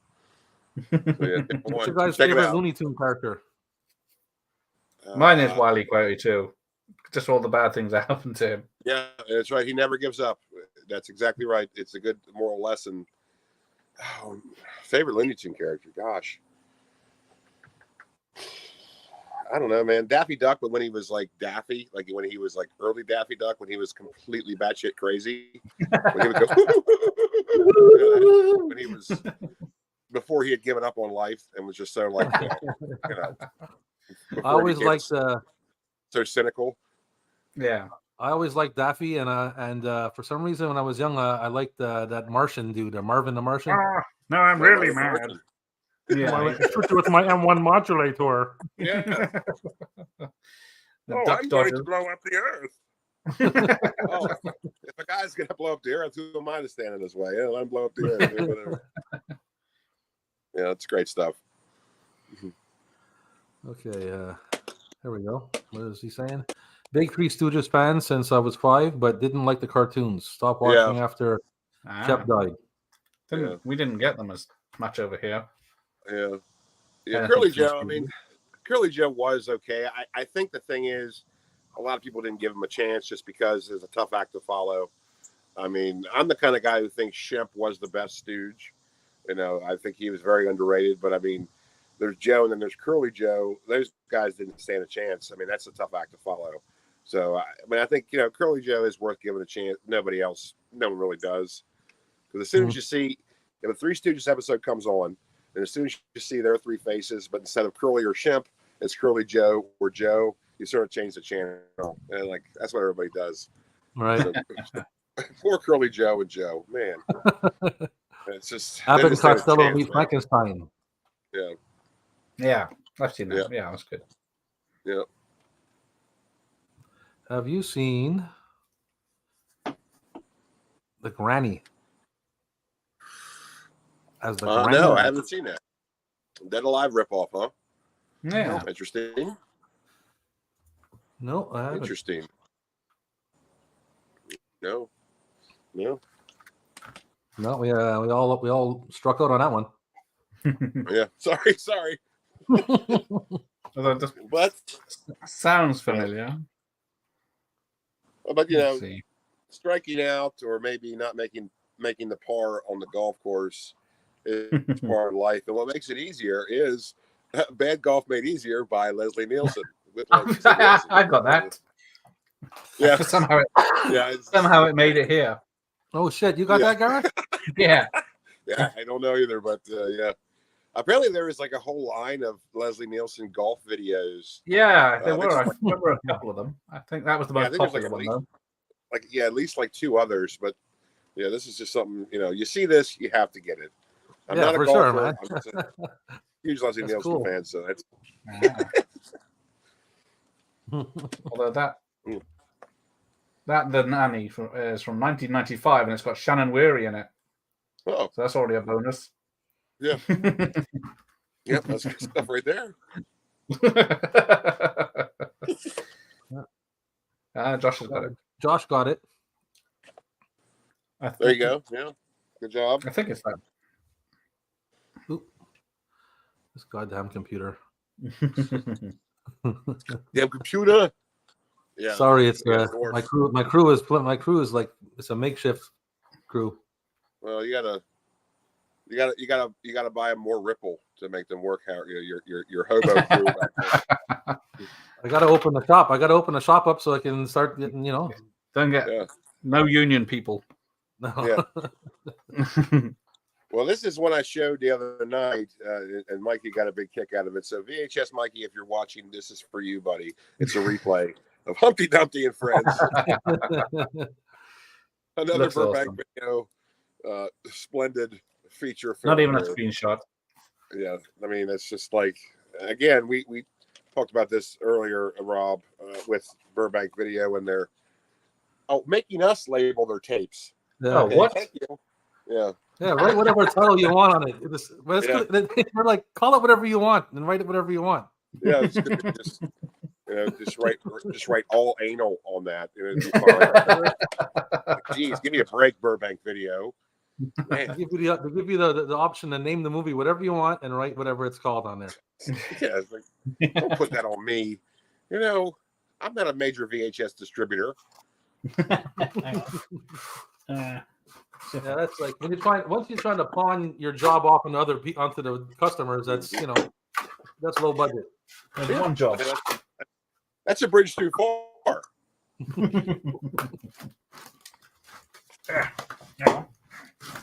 Is Gareth using a litter box right now? What is he doing? So, like I said, when you had blank tapes, mm-hmm. Did they have just the labels, or did you have a series of images and letters that you could put on them? Some of them did, but most of them just had labels. Like there was some labels, Yeah. I think Fuji included some like pictographs you could use, but the most of them, like Maxwell or Memorex, they would all just have like labels. Yeah, because I always had numbers like A to F twice, and then 1 to 0 once. Yeah. And then what am I supposed to do with that? Yeah. Did those ever come in handy for you? Did you ever use those? Yeah, sometimes you get like a little extra card, and it's got like a couple of numbers, a couple of different little symbols and shit on it. Yeah. Mm-hmm. Yeah, in case you get the TV picture or film camera. Yeah. It's like, okay, thanks. Pretty useless. They're just including too many steps. Okay, this should be simpler than this. Like, just give me a label. I mean, geez. Well, that beer looks good, but Russ hasn't drank in 33 years. Ah, there you go. Well, that's good. Good on you, man. Good on you. And the beer's okay. It's overrated. So you're right for not drinking, buddy. You're right. Cheers to that. Yeah. I got a red tape. Oh, what is it? Someone's recorded. Was it Beverly Hills? Let me pop it up. I'm popping it up. Pop it up. Pop it up. All right, pop. Focus. There you go. Oh. Beverly Hills Cop 2 and Dirty Dancing taped off the telly. Wow. On an orange recordable tape. I haven't seen an orange recordable one. No, I haven't. That's why I kept it. Yeah. We didn't. Video tasties. We never had red tapes over here. We never had red blank tapes over here. We're missing out, man. That's pretty stylish right there. I know. I was very impressed when I found it. Especially it's got those 2 films on it as well. Great tats, by the way. I don't know. I think that's talking to me. Yeah. I think yours are more visible, I think. I got nothing. I think he's talking to Gareth. Yeah, you got them clear ones. Yeah. Well, thank you. I'm assuming that's for all of us. I mean, thank you very much. Cheers. I'll drink to that. Mine are probably a little hard to see at this point, but I think yours are more visible. Yeah. Well, I don't know. During Friday's show, you had the guns out, so I was able to see them. Yeah. So, yeah.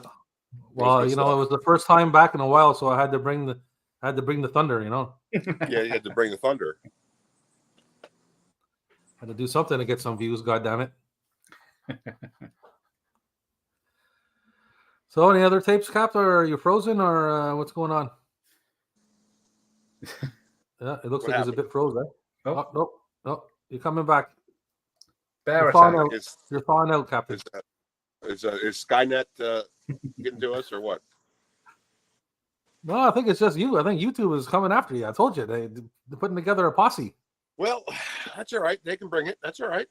Because you know why they can bring it? Because I don't just have Bruce Lee. I have the real Bruce Lee. All right. Nobody has the real Bruce Lee. No, my fake one. An unlicensed, unofficial Bruce Lee documentary that contains just footage of early stuff he did, and nobody signed off on this. 1985 Video Warehouse distribution of just complete insanity. And by the way, it's just they didn't even try with this one. Yeah, that's what I'm saying. That's a Maxwell tape. Yeah, and it says back here, now the original films can be shown in the privacy of your own home. Film classics, musicals, comedies, dramas, children's films, cartoons, adventures, sci-fi / horror, only from Video Warehouse. Nice. Video Warehouse. That sounds legit as hell, eh? Yeah. Yeah, it does. But it's not. Video Warehouse. Okay. Yeah. What we got here? Gareth has a what? A giant condor man on his back. Yeah, stretches across my arms and at the back. You can't see it from the front, only from behind. Until I take my top off. That's a pretty good idea, Gareth. You should probably be also a giant condor man tattoo on your back. Not that much of a fan. Yeah, Bruce versus Chuck, classic fight. Yeah, Dragon versus Cobra. That's what else it was called too. Yeah. And he breaks Chuck. Spoiler alert. Bruce Lee breaks Chuck Norris's neck in that fight. That's how he wins. Cheating. Yeah. Like that. Man, it's Bruce Lee, man. Come on, shit.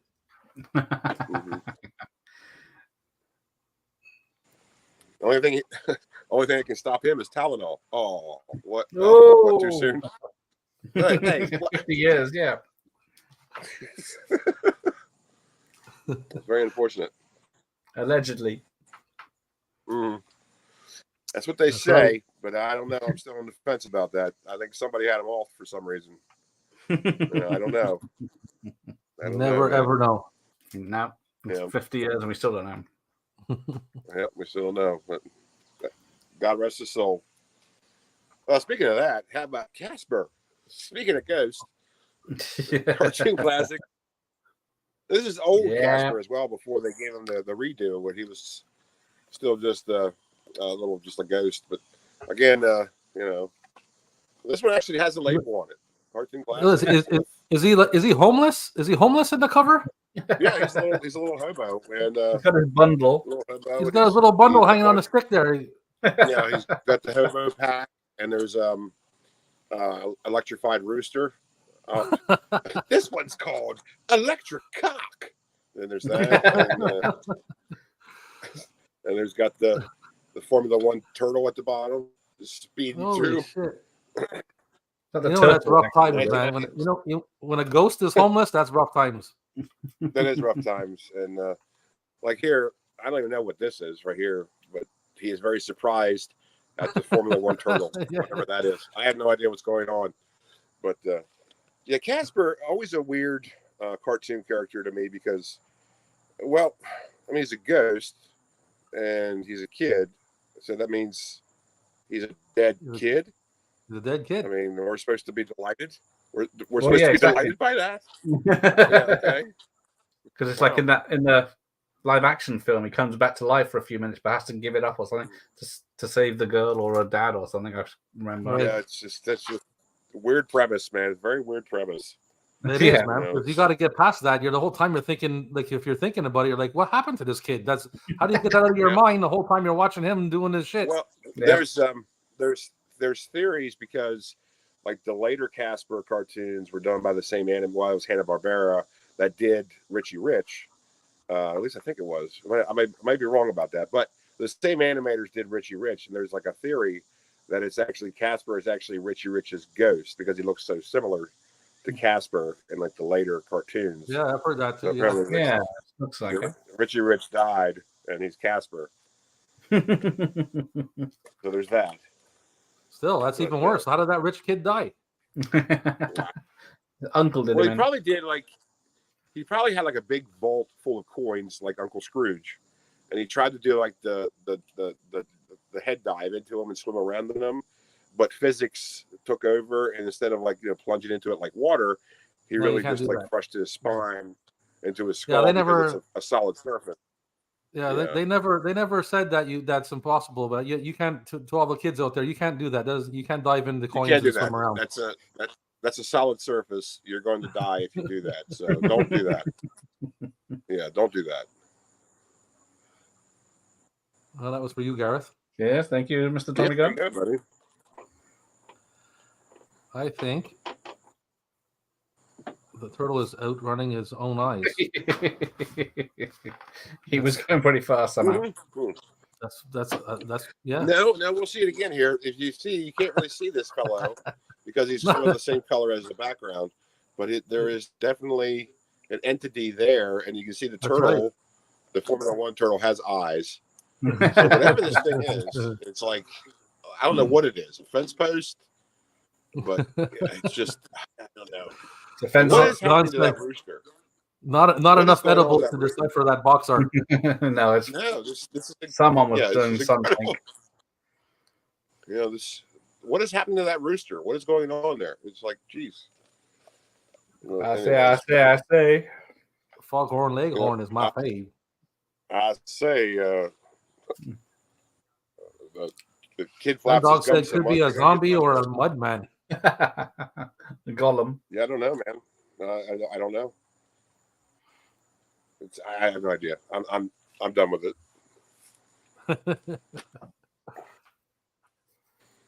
But I mean, yeah, I do.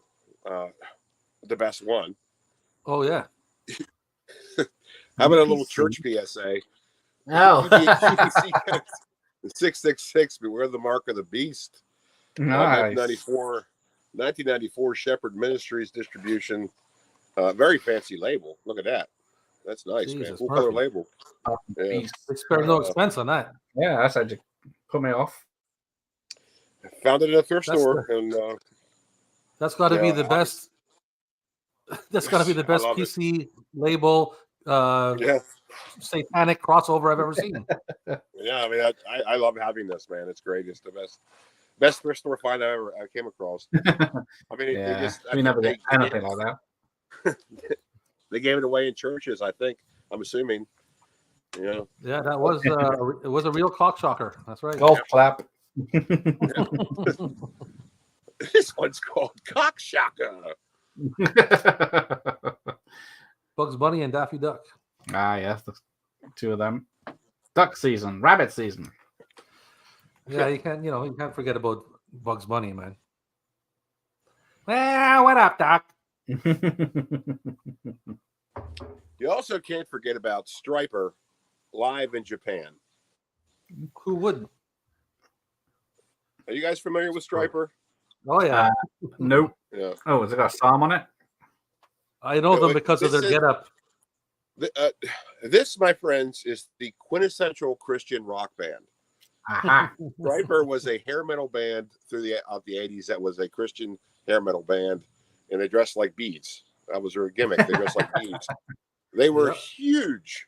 And this is like tremendous to have. It was another thrift store find, and I can't believe I have it. And because this stuff is really rare, actually, to find this. And it's a good tape. I love it having it. So yeah. Yeah. I never listened to Striper, but I remember them because of the bee, the stripes. Yep. Their gimmick was a bee on their bass drum. They have written Jesus Christ rocks. It was quintessential Christian band. So yeah. Yeah, you need a Striper tape to combat the satanic UPC barcode tape. Yep. That's why I have it. I mean, it is a safety measure. Balance. Yeah, I mean, I'm not crazy. No. Captain's been around, man. The captain has been around.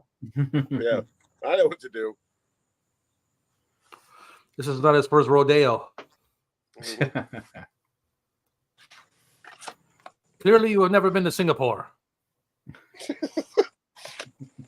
I know on the last stream, Rob, we were talking about local or regional VHS that had like very limited runs, because you had like that train ride VHS. You also had like the timeshare thing. You know what I mean? Then I had like a couple of museum tapes. I have another one that's regional for the Appalachians, Sugarloaf, The Quest for Riches and Redemption in the Monocacy Valley. And Thrift Store Find just had to get it because it was like they probably made 10 of these. You know, it's just about legends of the Appalachian Mountains, and you know, I mean, very cheap label, but not bad. I mean, at least they made it themselves. You know, they're not expecting us to write on it. You know. Yeah, they put the title this time. That's good. Yeah, it's one of those things you have to get. You know, so yeah. Gareth, you don't have any odd VHS? I find that hard to believe. No, well, no, I don't. They're very rare. And they never even made them much. Well, I got rid of a lot of old crap. Do you want to show anything off? I feel like I got one more. Okay. The Thing, but mainly because it's got I think it's a rubbish. I'm coming. Here we go. Yeah, that's not that cover's kind of I don't know. Doesn't really sell it. No, it makes it look like it's. I don't know what it makes it look like, but not The Thing. That's for sure. Yeah. No. From the director of Big Trouble in Little China, is not going to sell it either. Oh, okay. They could have just said John Carpenter's The Thing. Yeah. That's a good point. It doesn't say that. It just says The Thing. Yeah. Yeah. They might be the thing. If I can open it, it's quite an old one. But there you go, yeah. But yeah, I've never liked that cover. They might be the thing. Is that like They Might Be Giants? Is that what that band? Little Birdhouse in My Soul. Great band, by the way. If I could. Tasmanian Devil. Sugarloaf sounds like an 80s hair metal band. Yeah, or an early 80s R&B band. Yeah, that is a weird thing to say. Look closely at your neighbor. Trust no one. They might be the thing. Man is the warmest place to hide. Sugarloaf was a rock band? Were they a rock band? I don't know. Sugarloaf a rock band, Captain? Not that I know of. I know Sugarloaf is a mountain range throughout Maryland. So that is what it's from, Sugarloaf. But I'm sure there probably was a number of bands called Sugarloaf. Let's Google it and see. Yeah. Google it. To Google it. But asking me, will I Google? Yeah, you got a phone. The answer, man. Making me do all the work. Yeah, it is a rock band. There you go. From Denver, Colorado. Maybe the mountain range is named after the band. Maybe. Probably not, though. But, yeah. Maybe the band is named after the mountain range. Yeah. Yeah. Like Chilliwack. Yeah, Chilliwack. So are we running out of tapes, or what's the deal? I have one left. It's probably the greatest odd tape I have in my collection, and possibly the greatest store find I came across many moons ago. Color me intrigued.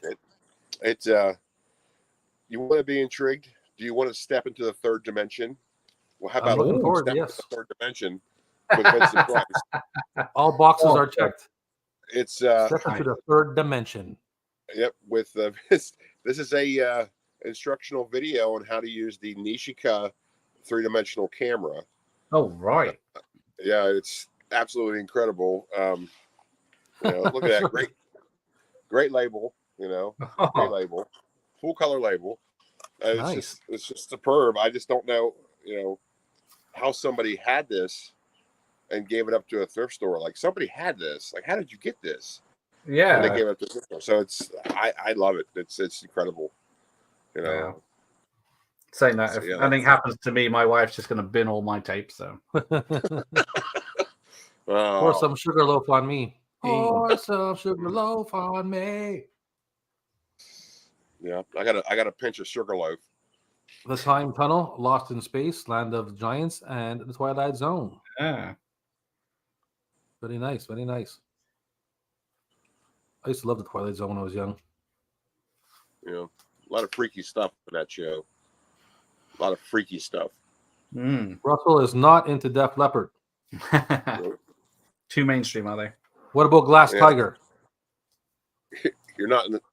He's not in the Def Leppard, bro. Yeah. I don't like jokes. Yeah. Oh no, it's the Nuge, not the Nuge. Oh man. Goddamn nudes don't like jokes. I think it's notable just because it's the only band I've ever heard of. I mean, not to say it doesn't exist otherwise. I've just never heard of them. The only band that has a one-armed drummer. Do you know how hard that is to be a one-armed drummer? I mean, wow. I mean, that's just notable. It's definitely an obstacle, man. Yeah. I mean, and by the way, sometime in the 90s, that same one-armed drummer actually got arrested for beating his girlfriend in a mall. So that's weird. That's a true story. One arm. Can you imagine being beat by a one-armed man? Beating? Okay. Oh, how is that possible? Listen, if you run away, he can't hold you because normally you'd hold somebody and beat them with the other hand. I don't know, man. I mean, it's a thing. What was he just swinging his arm like crazy, and you're just standing there getting smacked? Like, step back, take a step back. Maybe he was headbutting. I don't know. Oh, he could be holding with the hand and like doing drop kicks or something and headbutts and stuff. Yeah, maybe standing drop kicks. Jesus, like Brian Blair. I don't know. It was. That's in what the mall happened too. On top of that, yeah. It's not a convenient place to beat up on somebody, but no. And all that aside, Def Leppard. I mean, that guy when they started. Actually, I think Def Leppard's first album, he had both arms. Like he lost that in an accident. Like prior to him joining the band and prior to their success, so he had to like adapt to playing drums with one arm. So I just think that's like, I mean, noteworthy at least. You know what I mean? So wow, like I can't stand Def Leppard, but he started using digital drums and stuff like that to help him out too. Yeah, he had like pedals that would do some stuff and all that, but still, it's like, geez, you had to learn how to do that, and kudos to the band for not saying, "Hey, listen, man, we just got signed by a major label, and you only got one arm, bro. So we're gonna have to say goodbye here." So they didn't. If it was if that band was Metallica, they would have pulled up to the side of the road and dropped them off, like they did to Dave Mustaine. Yep. They just threw a stick out the bus and said, "Go get it, boy," and they took off. Drive away. Yep. And David Mustaine's like, "Oh man, I guess I'll start Megadeth now." That's right. So, you guys, I know Gareth is getting pretty late for you. So, Captain, you feel like hanging out longer, or are you at the end of the road, or what? No, I mean, I got nothing to do. If that's what you mean, I can hang out with you some more if you want. I know Gareth. Well, I can pull up tomorrow. I can pull up some new acquisitions. Yeah, let's see some new acquisitions, Rob. All right, I'll sign off. I'll check you guys next time. Off there. Thanks for stopping by, Gareth. Nice appreciate it, buddy. Washington. Yeah, man. Permission to leave, Captain. We'll see you on YouTube land. All right. Take care, guys. Bye. Permission granted. Thank you, Rob. Thank you. Good night. Good night. That was cool for him to stop by. Yeah, it was. It was nice. I was wondering if he was, but you had said that you had talked to him yesterday, and I didn't hear anything else about it. So it was a surprise.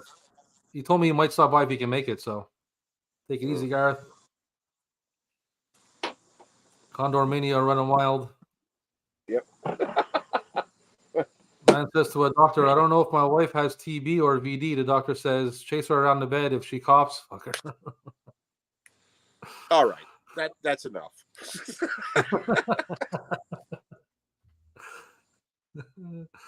You got a tape? Do you have a tape to show at all? Do you have any more tapes, No, or are you done? I'm out of oddities, man. That's all I got. Okay, well, you're gonna have to hold down the fort for a second while I run and grab a beer and my tapes.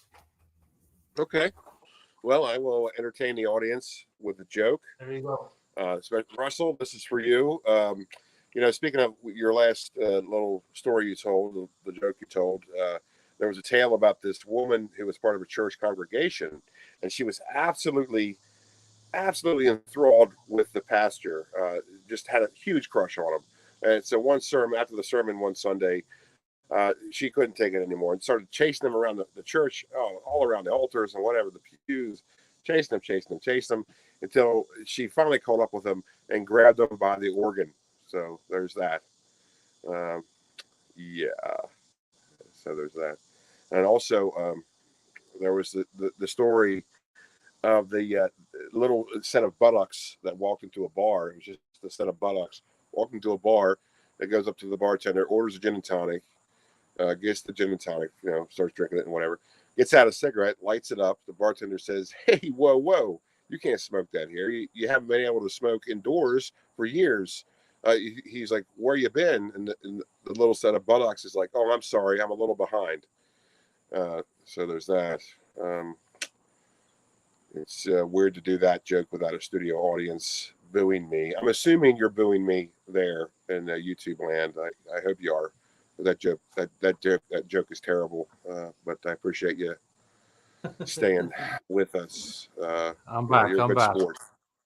He's back. Good. I'm back. Don't do that to me again. You got it. Yeah. All right, Russ, take it easy, buddy. Thanks for stopping by. See, Russ? Because it's driving me nuts. Put a steering wheel on his belt buckle. Because it's driving me nuts. This is driving him nuts. It's like the Trailer Park Boys, man. The Trailer Park Boys came up with the best Christmas gift ever. It's a mistletoe belt buckle. Oh, yeah. The mistletoe belt buckle. Mm-hmm. Let me just refresh my adult beverage here. Go right ahead. I just did. We'll pull out some tapes for the audience. Wow. We still got a bit of an audience left. That's pretty cool. Thank you, everybody who's still hanging out with us. Yeah, how many we got? Who's hanging in with us so far? Well, Night Owl's still here. It says we got 6 people watching, so. All right. And we got up to like 11 or something like that. We went pretty high on that one, man. That's pretty good, for a surprise Sunday show like this. Yeah, for sure. So the other week, I don't have Karate Kid, right? Because I don't want I want original RCA Karate Kid. Okay. Yeah. So I go into that flea market, and I'm looking around, and then what do I see? Karate Kid, the original RCA. I grab it. Really? Yeah. And the dude's like, "Oh, sorry, someone just reserved that." What do you mean reserved it? I don't know. Somebody sent him a deposit. Market. Apparently, yeah, the flea market. Somebody sent him a deposit and reserved it, and he forgot to take it out of off the shelf or something like that. Okay. So I'm like, oh man, I'm super bummed. I'm like, that sucks. Like, yeah. So then I'm walking and I'm looking around, and I come across another booth that had it, but it is a chopped up. Oh, a rental. X-rental. Oh yeah. X-rental chop up box. Mm-hmm. It is the RCA. It's the original RCA cover, and the tape is like the original tape. You can see it here. That's it. Yeah.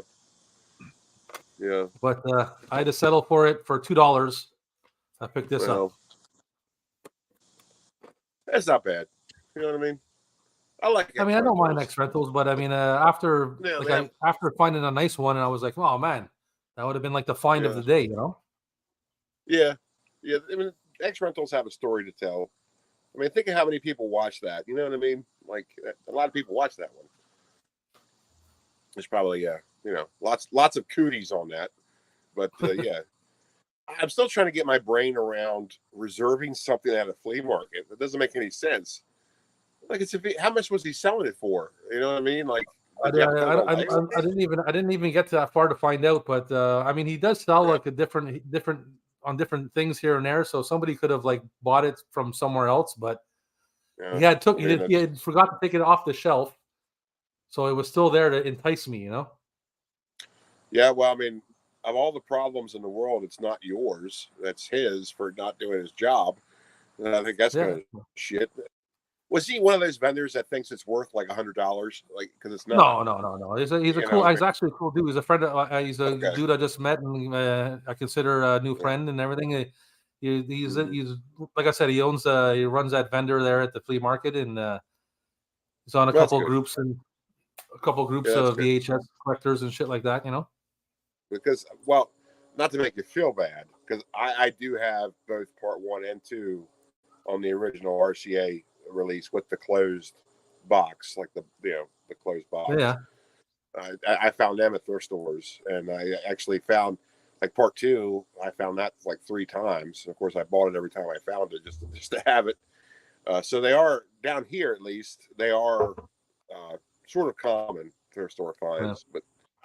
Not for me, man. So what's that? Part 3. Part 3 is not common at all. Well, he had all 3. He did? Well, that's good. And I didn't notice. I didn't even notice 2 and 3 because I was super happy to find the first one. Right. And the 2 and 3 was like right beside it, and I didn't even notice. Mm-hmm. And when he was like, "Oh shit, I forgot to take that off the shelf," he had like 2 and 3, and he took them off. So.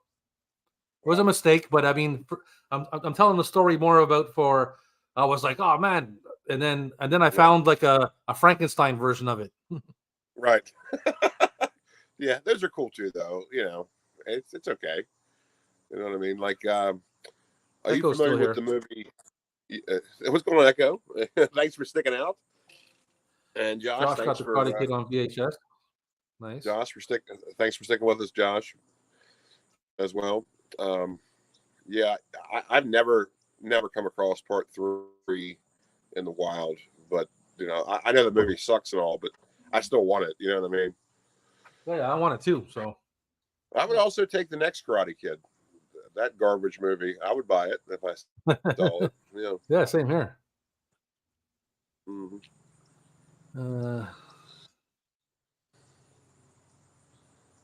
Tron.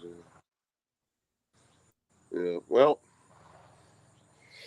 I don't know, the made more durable thing. I don't think that's. I often wonder if that was just sort of an urban legend, because I don't know if that was true. Maybe for the original ones, because of course when VHS was first a thing, it was just too expensive, really, for a reasonable commercial market. So that's how rental stores came into play. So maybe like the early ones are more durable for that fact. Sort of like inadvertently durable, but I don't know because I always heard that too, and I just don't know if that's entirely true as far as that. But I don't know. I mean, I could be wrong about that. I don't know, but it's a good point, Don. Very good point. Good question. To me, I think it's more nostalgic. If I know you're not asking me this, but from my point of view, I think it is more nostalgia. Because a lot of X rentals will have like the sticker of what store it came from, and usually it's at like a mom and pop rental store, and like it's like Video Den or like Video Cave or whatever, and it's always like something different from like some town you never heard of, and I like that kind of stuff. So it's good stuff. I guess he's asking Tron like why the X rentals are worth more in the UK. Yeah. I don't know. I couldn't tell you about UK. I'm telling you about the States, at least. Quality says, because I guess the X rentals were built better. Is what are you saying? Yeah. Well, maybe that is true. I don't know. Yeah. It's a good conversation piece. Yeah, he says I'd say the '80s X rentals are better. Yeah. Mm-hmm. But I will say this: for the most part, there is the earlier VHS. I think were built better because back in the day, things were just built better no matter what it was, as opposed to like say like the '90s releases, and just materials in general too. Yeah. Because I have like Poltergeist. I have the 1992 MGM Contemporary Classics release, which is a normal sleeve. And I also have the first release in the MGM book box. And one night I wanted to watch Poltergeist, and I said, well, hey, I might as well watch the most recent one because I'm sure it's going to work a little bit better. Popped it in. It sounded like shit, looked like shit. It was like, this doesn't work. Then I popped in the original, the first distribution, the MGM book box one, and it worked perfectly. Like, it was like no problem. So it's like, yeah, older stuff does work better than the newer stuff does, I should think. So yeah, you know what I mean? Yeah. Yep. It does kind of seem like that. Yep. Made a cheaper plastic. Yeah. Mm-hmm. Now, you can see like there's definitely different grades of tapes, of quality when it comes to tapes. That's for damn sure. Yeah, I mean, EP stuff just sucks. It's just terrible, man. Doesn't last. I mean, every time you view it, it wears the tape down, and so it's like, man, it's done. That's true too. Yeah. They like the X rentals because of the history behind it and stuff. Mm-hmm. I mean, it depends on how you're looking at it. Some people like tapes that are sealed because they've never been watched, and some people like X rentals because they have a history of, and they've been watched and they've been in circulation. And yeah. I mean, you can definitely tell. I mean, speaking of the weights of the tapes, you can definitely tell when you get like an earlier distribution, compared to like one that was in the late '90s. Like there is a substantial weight difference. So the materials, it all comes down to the materials, which is sometimes why I come across one. Yeah. Sometimes I come across one and I'm going through tapes, and you're like, "Holy shit!" Mm-hmm. You want to look at it like, "What's inside here, man? This feels like a brick." Yep, it's like made of lead. That's just because the material was more durable, But as it went on, the production became cheaper because of the material. Yeah, that's how VHS became so cheap, was because the materials used was a lot cheaper quality and easier to get a hold of, easier to manufacture, and the technology just sort of revolved around that. So that's why. I picked up this too. Speaking of like clamshells and whatnot, I just pop it up here. I didn't have the back to school. I got the back to school. Come on, there we go. Back to school in the box. Yep. It's an original. It's like 85 or something. HBO video release. This one is HBO Canon video. Yep. It's 85 or 86 or I don't know, something like that. Yeah, they're another one that uses Roman numerals instead of actual numbers. Like Roman numerals. Who am I, Mark Anthony? Just put the date on there, for heaven's sake. I love back to school, man. This movie is awesome. Yeah, me too. Yeah, I actually have that as well. Another thrift store find. I was, there's HBO video releases. You got to get them when you find them. It's just good stuff. Josh has that too. Very nice. Josh, did you find it at a thrift store or a flea market, or did you find it online? Where'd you find that one at, buddy? I'm always curious about that. School for a while. I got lucky on that one. Yeah. What did I find here? Yeah, we ought to. We should do a show one day about X rental copies we have. We should. Well, we did. I don't think you weren't there, but on Gareth's channel, we did an episode of X rentals with the '80s video shop store. You know, the '80s video shop in England. Yeah. You see them on Gareth's channel every now and then. They were there. It was I think it was the four of us: me, Mikey, Gareth, and Rob and Chris from the '80s video shop. Yeah, I noticed how I wasn't invited. I noticed that. Well, this is before you. This is before you docked, man. Oh, okay, never mind. Damn it! You're at sea back I then. I thought I had a legitimate complaint. Damn it! No. I don't. This is before. This is before you had docked, and we got things underway. Yeah. I don't have a peg to stand on. So I also picked up. Let's see here. This is I love the cover of this. I don't have the first one. I'm on the lookout for the first one now, but I picked up Pumpkinhead 2. Oh wow, cool. Got a super cool come cover. across that, man. Ooh. That's a good one. Yeah, it's a live. Yeah. It's a live home video. Yeah. Pumpkinhead 2. Remember, was that a direct-to-video release? Do you remember? Oh, I don't remember. Release? I know the first one was.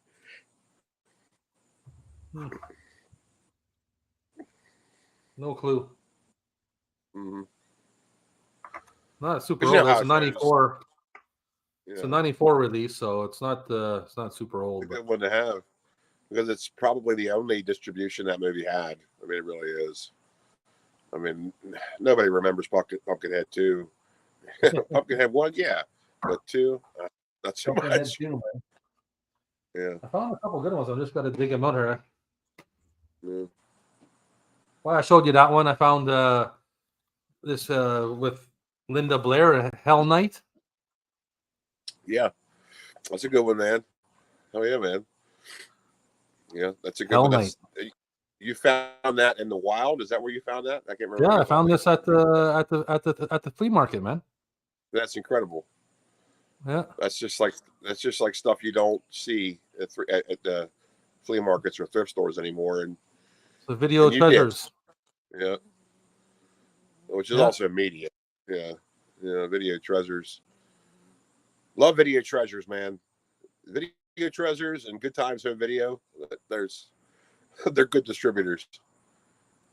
Oh, Josh got it at a flea market.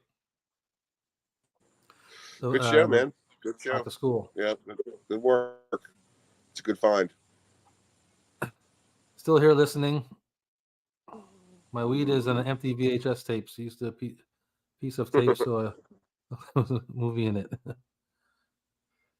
I used to have a friend who would hide his cigarettes in a case of the Super Nintendo version of Street Fighter 2. It was a perfect fit. That's where he had his cigarettes. And I said, "You're a naughty brown fella." sauce. I like brown sauce and red sauce, man. 50-50 brown sauce and red sauce, boys. What is Lendal sauce? Fish and chips and mushy peas. Yeah. What that was Lendal? Yeah. Lance Hendrickson kicks ass. Mm-hmm. Yes, he does. May he rest in peace. I don't know what Russell and Tron are talking about, but you guys are making me hungry, man. Shit. Fish and chips. I love fish and chips. Where is Sparks from? Sparks, are you in the UK? I'm assuming. Yes, he is. Okay. Shepherd's pie, man. Oh man, I will don't get us started here. Pie. Oh yeah, same pie here. Is awesome. Yes. Same here, man. Mm. Okay, what I'm looking for here is what else did I find? Oh, give me a second here. Oh yeah, I found a pretty cool one with Christopher Lee. And I like getting these ones because of obviously you'll see in a minute why. Right. But the vintage video release because of Rob's vintage video. Yeah. Of course. Yeah. Horror Hotel with Christopher Lee. Yep. That was pretty cool. That is an excellent video. Excellent. Canada. Fine. Yeah. There you go. Canada.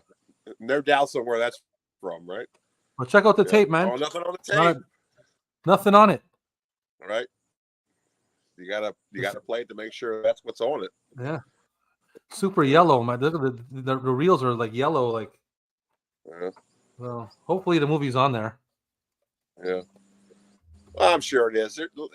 like stuff like that. Vintage video treasures even would do that, where they just wouldn't put anything on the tape. It's just cost saving measure. You know what I mean? That's why when they were originally released, they were only like $5 or $7 or whatever. When other VHS were like $20 brand new, they were $7. So it's you got to cut corners somewhere, right? That's how they did it. Russell said, "Love the band Sparks, not you, Sparks." Oh no! Oh no! There's some contention. Yeah, said, "No, I'm an electrician." Oh no! Oh, okay, he's an electrician. Well, I'm shocked.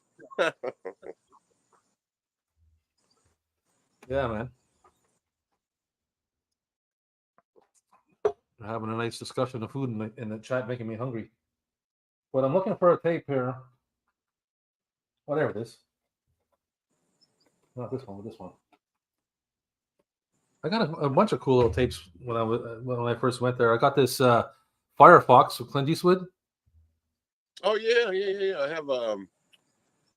have the Warner Home Video clamshell, like the first release of that. That's what Mondo Cinema sent me in the last bundle. Yeah, and you know what? Yeah. Where I got this, the guy after I bought this, I didn't realize when I went back he had the Warner release of it. Did he? Yeah. Yeah, up on the shelf. So I was thinking, oh man, I just bought it on there. Should I buy it like that too? But I'll probably get it in the future. Yeah, I'm sure you will. You'll come across it. Man, there's Warner Home Video clamshells, man. I know a lot of people who just collect those. That's a good thing to have. Yeah, for sure. A lot of people like uniformity in their collections. Yeah, I mean that's it. You collect what you like, right? So, like I always pick up these or anything that's Vestron or Orion or like Astral or Key or Prism or I'll grab this Remo Williams Orion. Yeah, that was pretty cool. The shitty sticker that's on it. That's interesting. You pronounce it Orion, huh? You don't say Orion? Well, yeah. Oh, yeah. I guess so. Yeah. Did I say Orion? Yeah. Yeah, I did say it Orion. Orion. Yeah, it's Orion, but some people do pronounce it that way. Just like Uranus. Some people say Orion. Uranus. It's tomato. It's Orion? That is. Okay, it's Orion. Yeah, like the constellation. Yeah. I mean, it's also Orion, however you want to say it, man. It's up to you. Oh, I'll say it like everybody else. Yeah. Orion. Yeah. Well, the galaxy is on Orion's belt. That's all I know. Yeah. Yeah. The galaxy is on Orion's belt. Yeah. Well, Orion's belt. Or Orion's. Yeah. Yep. Firefox on VHS. I have the big W caveat. That's the one that the dude had up on the shelf. Yep. Yeah. Orion. I didn't even thought about Orion. Orion. It's Orion. Yeah. It's Orion. That's how you say it. And I've always said it Orion, I guess. Well, you can do it too if you want to. Like I said, people say. I never thought about it.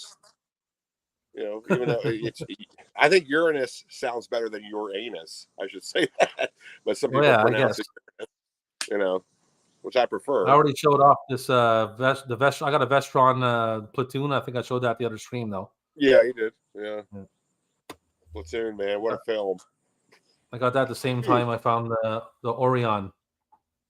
Orion? Yeah, Orion. Yeah. Orion's belt. Onion's belt. Onion's belt. Onion's belt? What's your oldest tattoo?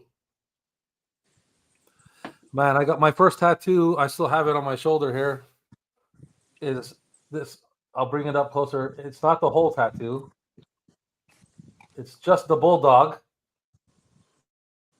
I got this tattoo when I was 15 years old for $40, and my mother paid for it. And it's put on backwards. As you can see, the dog is looking that way, and that is aesthetically backwards when it comes to tattoos. Tattoos are supposed to be facing this way. Oh, really? So I didn't know yeah, it's backwards, and it's like this tattoo is 33 years old.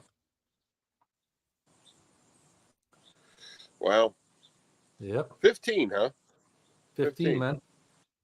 So I know here in the States, I believe the legal age for tattoos is 18 for some Yeah, reason. here I don't too. know why. Is it? Unless you have parental Yeah. consent. Is that what it is? Well, I think they had some kind of thing going on like that, but when I was 14 years old, I guess I kind of looked like I could have been 18. Mm-hmm. And so the dude never even bothered asking me. Right, they didn't check. Yeah. Yeah. I understand. I was there with my older cousin. I was with my older cousin, and I was taller than her, even though she's a woman. But I was taller than her, so I guess he didn't even really think about asking me. Yeah. I mean, I was tall, young, man. I was definitely Yeah. young. He could have been like, this guy's too young, but who gives a shit? Right. Yeah. Yeah, I know what you mean, man. They used to be very lax about ID laws where I was growing up. I know I always looked older amongst our friends group, so I was buying beer when I was 17, or 18 rather. 18, even though it was supposed to be 21, but they never asked. They just said, okay, whatever. Yeah. But here it's work. Because here it's 18, right? The at the age is 18. So I started drinking at like 14, man. I was buying beers. I was buying a case of beers at 14, 15. I had one of my buddies used to work for the corner store. Delivery used to do the delivery on bike, and he used to pick up cases of 24 for us, like on the weekend all the time. We were drinking in the park at like 14, 15 years old. I mean, everybody was. That's just what it was. Sure, the legal age was, but everybody did it before that. By the time I hit 18, by the time I hit 18, I was like slowing down. Yeah, it's no longer fun. Now that it's legal, it's like, it's not fun anymore. It was part of the adventure of, being risque. No, to answer your question, my earliest tattoos, I'm a pirate, so I was born with them. So they're as old as I am. But no, seriously, I was a very late bloomer to the tattoo game. I didn't get tattooed till, I don't know, 2010, my first one. Oh, really? And then I just sort of like took off from there. I don't know, I never got around to it. I never had anything I really wanted. You know what I mean? I was like, I really want something that means something, but I can't think of anything. So I'll get to it later. So that's my story with that. I was like influenced by music at an early age, man. So once I found heavy metal at like around 12, 13 years old, by the time I was 15 years old, I was listening to bands with tattoos and stuff. And believe me, when I got tattooed, I was like the only kid in my high school that had a tattoo. Number one, yeah, right, and once I started getting a couple, people were like, most people were looking at me like, what like something was wrong with me. Like that wasn't like a big fad. There wasn't a lot of people just getting tattoos. Right. Oh no, yeah, I understand. Yeah, that wasn't really a big thing until, I mean, gee whiz. It was like a prison. It was like a prison thing, or a biker thing, or sometimes women would go and get a little woman rose kind of thing or something like that. But it wasn't a huge thing. Yeah, it wasn't a thing. I would say it wasn't really like socially acceptable as it is nowadays until probably 2000, 2001. You know what I mean?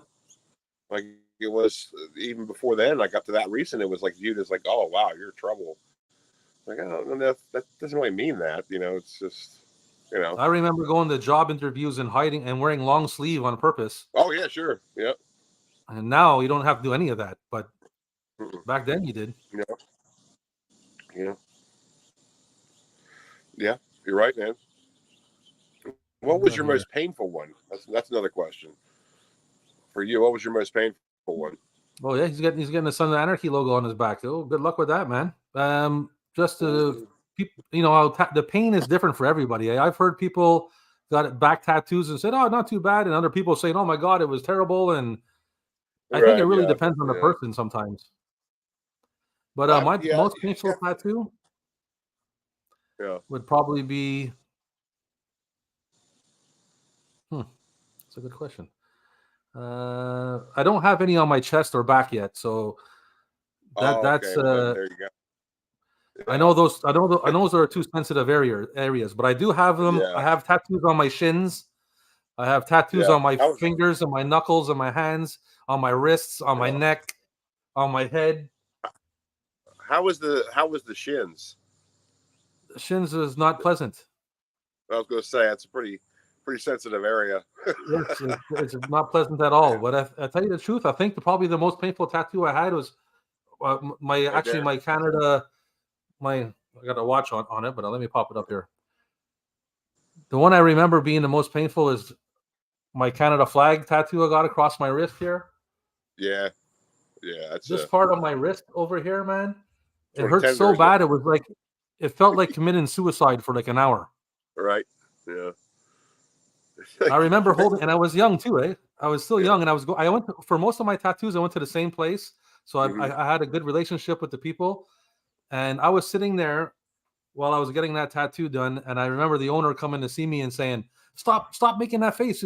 You're chasing away the girls and stuff like that," because I was like in so much pain. Right. Yeah. Oh, it's like suicide, but it's not working. It's like if it was suicide, you wouldn't feel anything, right? But I mean like slicing your wrist kind of thing. Right. Like, yeah. That's what it felt like. Like it was like running a razor blade on your tendons of your wrist for like 45 minutes or something. Oh, it was bad. I should say you don't have any chest tattoos. I do. I would say that's the worst. Like this one, this one right here. This one, I really regret it. Not after it's done, but while I was getting done, I was like, "What am I doing? I'm paying for this," and I'm in absolute agony. Like it was bad. Like it was really bad. I know. I've heard that, man. Bad. Yeah, I've heard that about the chest. Yeah, but it's I like it though. It's totally worth it for me. But still, it was like, man, I'm paying for this kind of stuff. What am I? That's some kind of sadist?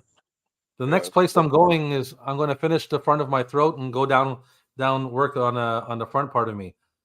So down the sternum? Yeah, I've heard the sternum is wow. Good luck. That's what I've heard. Well, I want to because I got both sides of my necks done. I want to do the front and then I want to go get something on my chest and start doing the torso. Yeah. But yeah.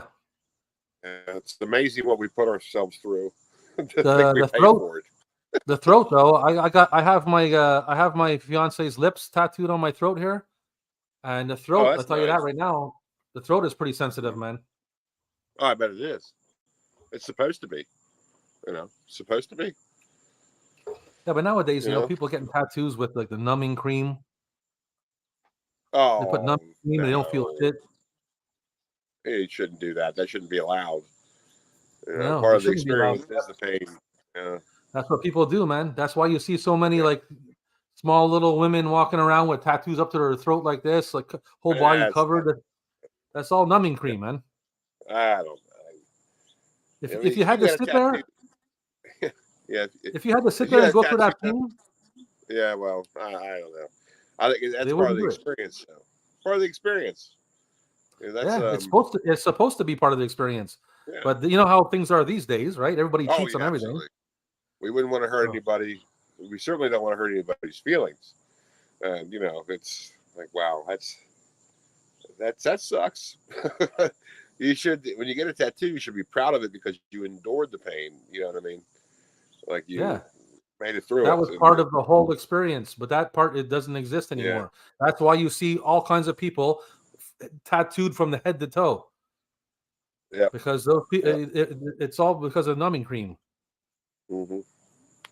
I don't like that at all.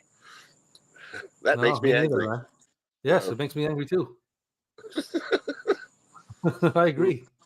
Yep. I have one, two, three. I think I have 3 tattoos that a friend did on me. Really? One of them I got covered by a professional to make it better. Right. and 2 of them are still the same how they were. Yeah. Sounds good, brother. I got a black flag. Were done.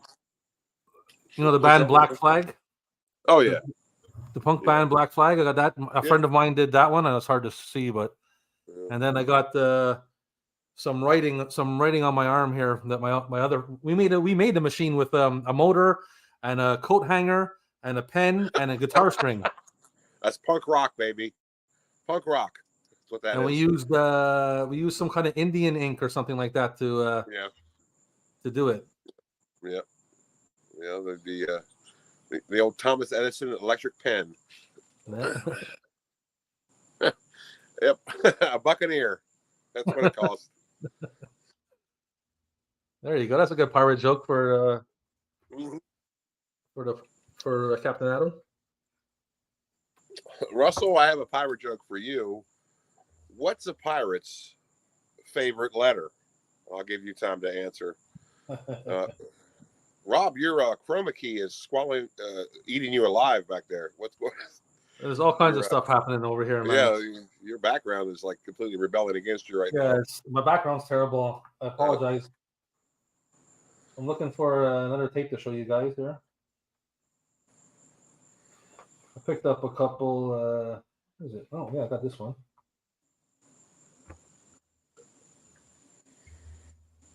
I got this Canadian HGV release of Body Double. Oh, okay. Come on, hold on there. Let me pop it up. I don't know if you remember this movie, but I remember seeing this on the shelf, like because of the image. I remember as a kid always walking by and seeing this on the shelf. Yeah, it's very risque. Who was in that? Greg Henry, Melanie Griffith, and Craig Wasson. Yeah, I remember somebody. I remember when that came out. Yeah, it was Melanie Griffith. Like Melanie Griffith, Body Double. Yeah, good old Melanie Griffith. There's some certain tapes that you see the cover and you just like, it brings me right back to the video store. You know, that's one of them. Absolutely right. Absolutely right, man. Absolutely right. The same with I Spit on Your Grave and Street Trash. Like just these covers just really stand out. Oh, pupils tattooed black. Yeah, I saw that. That's crazy. That's going too far. Okay, that's going a little too far. That's all I'm saying. Yeah, that's a bit much. Just a bit. What else did I get here?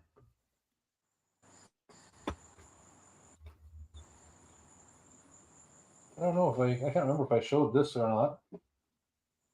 I got this Children of the Living Dead.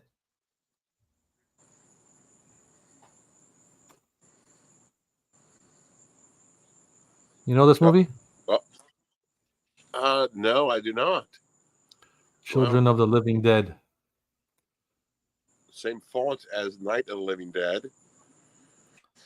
From the executive producer of a Nightmare. It says from the executive producer of A Nightmare on Elm Street. Well, that doesn't really mean anything. Yeah. That's just to put the money up, really. Yeah. They're walking again. Well, interesting. I've never even heard of that. No, I never seen it. It's a very good find. Yeah. Grabbed it. Well, it appears that that guy's not playing along. Rob, let me ask you. Wowzers. Yeah. What is a pirate's favorite letter? I would say it's R. You'd think so, but it'd be the C. That's good. Yeah. Probably the best pirate joke ever is that one right there. I don't know if you or Captain have any of those old Columbia Pictures home video clamshell copies from 1978 or 1979. No, I don't have any of those. They're very hard to find. No, I don't think I do either. Like the most common from that era is the magnetic video, which is what CBS would become. CBS Fox Home Video would become. That's usually all you can really find in like that era. Maybe you can find some like let's see, maybe like the really early Warner stuff, which comes in their own book box. They had their own version of the book box. But like, yeah, a lot of that stuff, man, you just can't find anymore. It just isn't out there. It didn't survive. You know. Connor, bring me a beer. Sorry.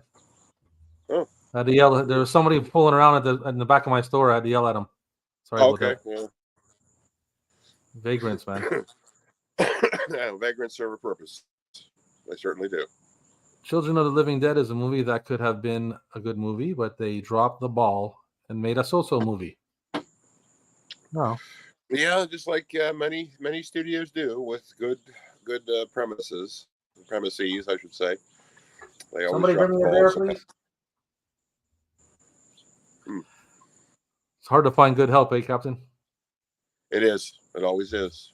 Productions have fallen down, but we're keeping it going, man. We're going on 2.5 hours. We're killing it, man. Still got 9 people watching. Yeah, I think it's just a fun Sunday conversation.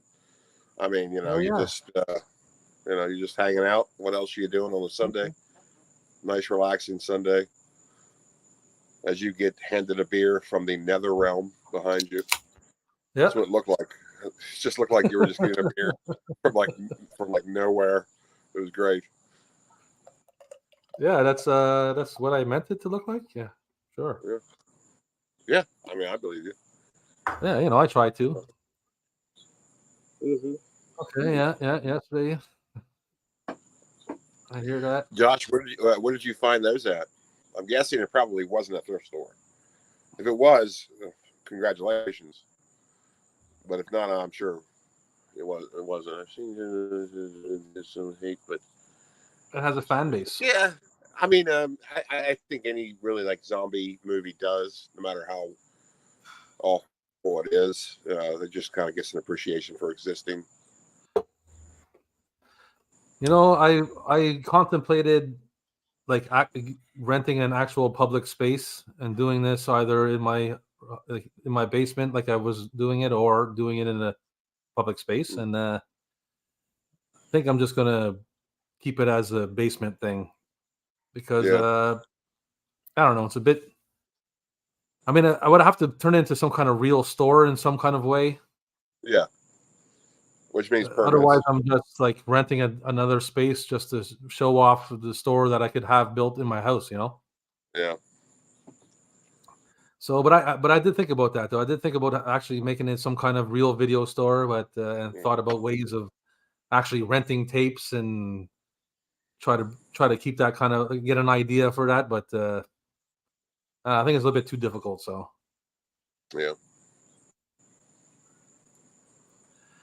I've come across a fan base every now and then. Yeah.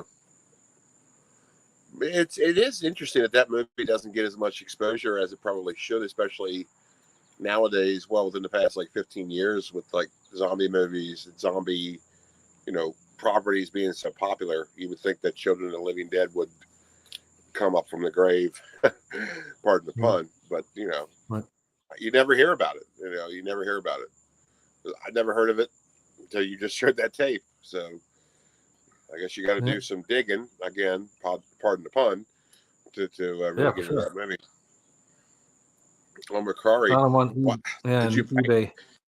Josh, you don't have to disclose the actual amount, but on Macquarie, did you pay a lot for them? Because my experience for Macquarie is people do price VHS very high on Macquarie.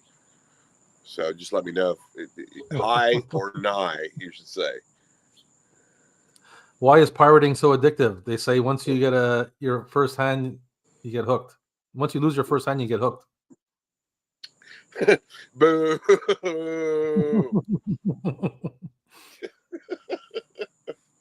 I could have read it better, but yeah.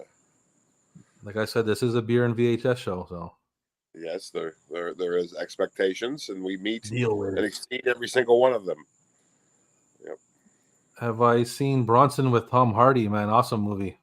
Have you seen that movie, Cap? No, I haven't seen that movie. Is it a documentary? No, it's not a documentary. It's almost like a biopic of Britain's most violent criminal. A guy named Mickey Peterson, I think his name is.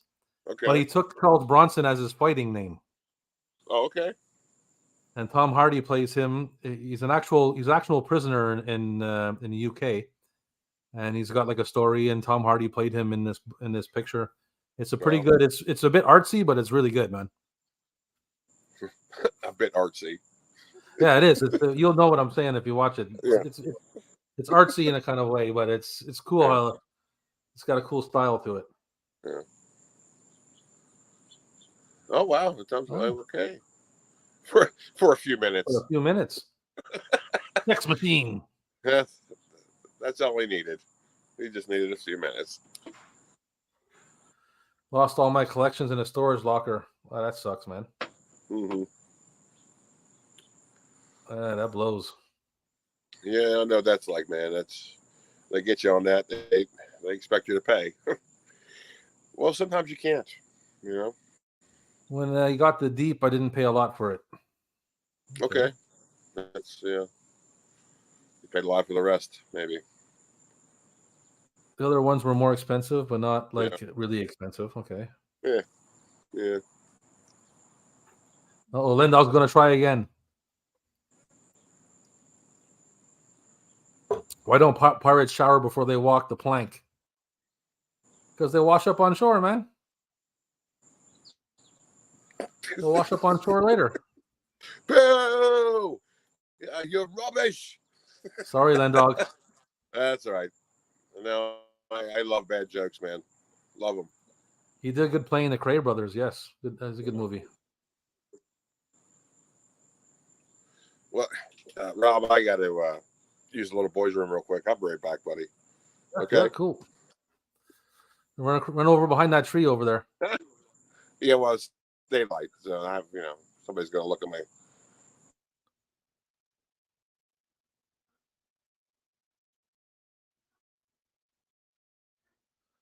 Yeah. Rob and Chris, I know those dudes. I've hung out with them a few times, and I'm actually waiting on my membership pack that I ordered from there.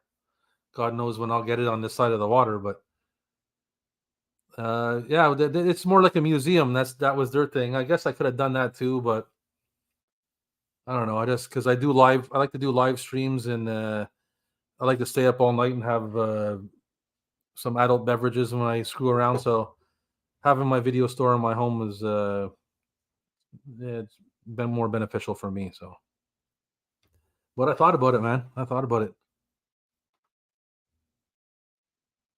Have I seen the interview with the real Bronson? I'm not sure if I've seen I think I've seen some interviews or something like that. I know when I first saw the movie back in the day, I dove into it. I love that movie. That movie's great, man. I love Tom Hardy too. Tom Hardy should have been Wolverine. Just saying.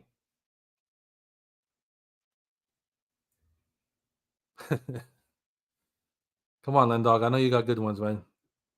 You got some good ones in there. Way better than Charles Bronson. Terrifying, no idea. Oh shit. I don't think I've seen that. Way better than Charles Bronson? Oh yeah, okay. I thought you said there was a film. Yeah, maybe there should be a film.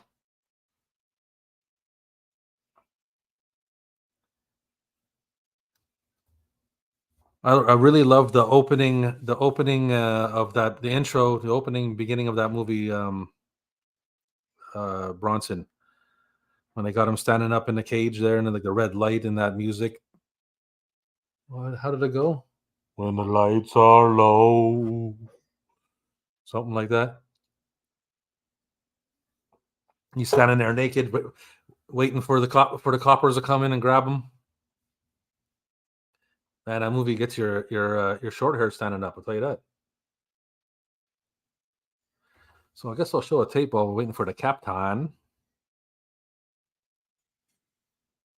I don't know why it takes so long. You just got to piss off the side of the ship. But speaking of living deads, and I know a lot of horror dudes out there, I got this Night of the Living Dead, the colorized version. It says new, colorized version, Night of the Living Dead. It's a HGV GV. distribution in Canada.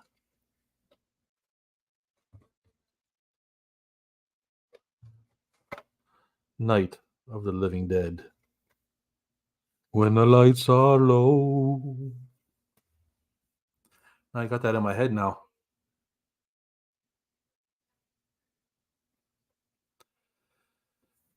Okay, he was much more dangerous and feared than Bronson. Okay. Cool. I'm going to check that out. I'm going to check that out.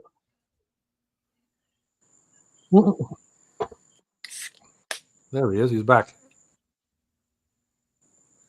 Hey. Hey. Did you miss me? Was it a good piss or what? It was great. It took forever. I was holding it for a while, so it was all built up. Good. Yeah. So what I miss? What happened? I showed off. I showed Night of the Living Dead, the colorized version. This tape I got here. Oh, nice. And it says the new colorized version of Night of the Living Dead. HGV. And Video Treasures. One of the 10,000 distributions of that film. Yep. Good old Night of the Living Dead, man.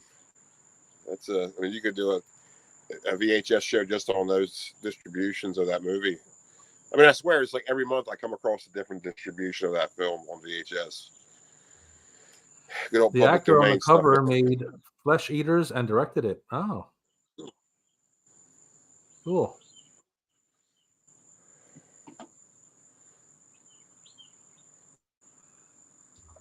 So I can hear the birds chirping behind you.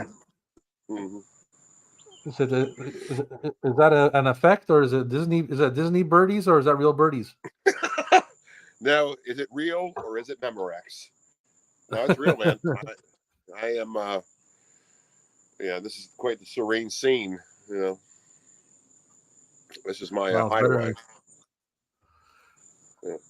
We got one day. We got to see you up on the ship with the sea behind you and everything. You know. Yeah.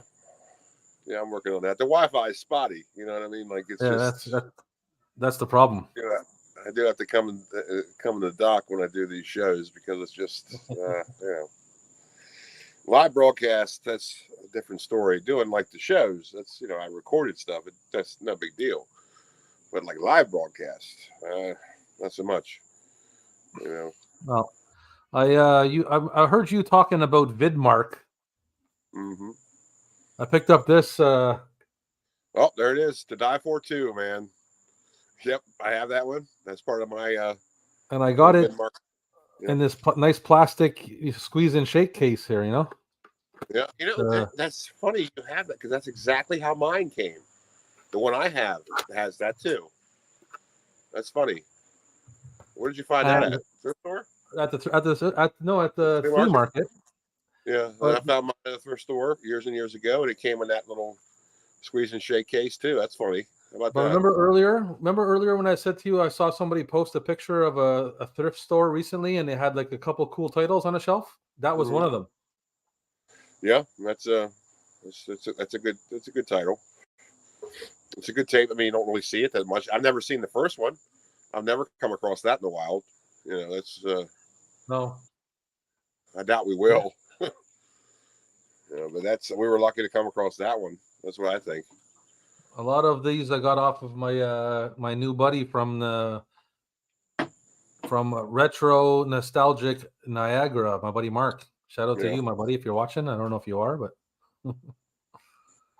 yeah, he hooked me up with a lot of good tapes, man. Yeah. That's good, man. I picked up another one with Rodney Dangerfield. Where is it? But I didn't check it. It was one of those. I grabbed it fast. I didn't check it before I left. And it's loaded with mold on the tape. Oh no, that's all right. I'm gonna try to clean it, but Wally Sparks. That's one you don't see that very often, if not at all. I mean, it's like that's a pretty. That's a rare one, but how bad is the mold? Can you show the mold? Can you see it? Oh, I can see it from here. There you go. Yeah, that might spin clean. You tried doing the fast forward trick? Yeah, I'm gonna try it out. I'm gonna check out some videos of it, and Yeah. I got a bunch of VCRs, so I'm gonna see if I can work out something. Because I know, like, if the mold is like really light, you can just like fast forward it, and it just like breaks it off. But if it's like really heavy, you can't do that. Obviously, it doesn't do any good. Isn't it amazing how mold loves magnetic tape? Like, why is that a thing? Why? Give me a break, man. I don't know, man. I guess nobody saw coming. Nobody saw that coming. You know what I mean? Like, nobody realized that would happen. It was yeah. So, and it doesn't seem to have to be like like completely in a bad place to get mold either. No, it just happens. That's another amazing thing. And I have VHS that I've had in my collection for like 10 years that I occasionally just like check to make sure. It's like, wow, good thing. So yeah. Yeah, Sparks made he cleaned a few moldy tapes and he made a few vids. I'm gonna check those out, buddy. Yeah, check those out. I know there's methods to do it, and sometimes if it's just too much, you just gotta throw them out because there's nothing you can do about it. You're just saying just use a VCR you don't care about and spin out the tapes. Well, that's a way. It just depends on how thick it is, Yeah. I saw a couple of videos where they like took the top off the VCR and used some like cleaning fluid, some kind of something on it, and cleaned the tape as the tape played. Yeah. I mean, basically wiping off the tape.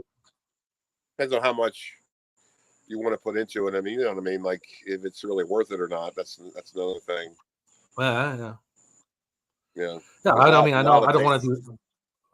want to do surgery on it, but I mean, if I can just clean it up and make it working on it, why not? Yeah. I know if I'm trying to sell something that I clean it up, but it's like, I also don't, if it's too much, I just throw it out because even if you do clean it, it's not, there's still something there. Why does the VCR like the remote? Because the remote turns it on. Yowza! Just delete your social media accounts. Boo! Holy shit! The captain's been hard on Len Dog tonight, boy. No, I'm just kidding. That's great, Len Dog. Yeah, it will spread. That's right. I keep them separate from their tapes and shit. Mm-hmm. I got them in Ziplocs. Yeah, mold is something else, man. It's what a creature, and it just doesn't make any sense. But Jim Brewer does really a light good. mold. Go ahead. Jim Brewer does a good Joe Pesci, and he also does a good Lars. Yeah. They are really bad jokes. Or really good jokes, Dog. depending on. Oh. We're all drinking Haterade here this evening. Tonight on Hate Watch. Mm-hmm. That's right. Tonight on Hate Watch. Wow, Gareth left. We don't have Hate Watch anymore. Yeah. I'm surprised.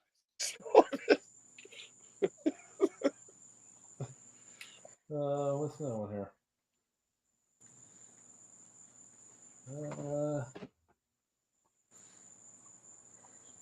Picked up it's an older one, I think. Anyway, let me see here. Might just look old. Oh, I think it's 88. Well, I hate to tell you, but that is old. Yeah, that's pretty old. Anyways, Friday the 13th. Oh, excellent. Let me pop it up here. Let me pop it up. Now, that's a Paramount release, so that year is probably not accurate. No, it's probably not. That's why I'm trying to open it, because look at the tape. The tape will tell you the truth. I'm trying to get her out of the box because who knows Who knows what tapes in the... Well, given the fact that they use that big picture, only one big picture, that probably is an 88. The box looks like it's 88. The box does look like an 88. Yeah, it could be an 88, but just check the tape to be sure. This Paramount is tricky. No, it says 88, man. There you go. Yep. Yeah, it says 88 on it. Good job, man. That's a pretty expensive tape. That's what that is right there. Pick up that one. Did you find it for cheap? What was that? Did you find it for cheap? Yeah, well, it was cheap enough. I think I don't remember how much I paid, so it's cheap enough. Yeah. Where's the other one? I found another one too. I think this one's a newer one. Where is it?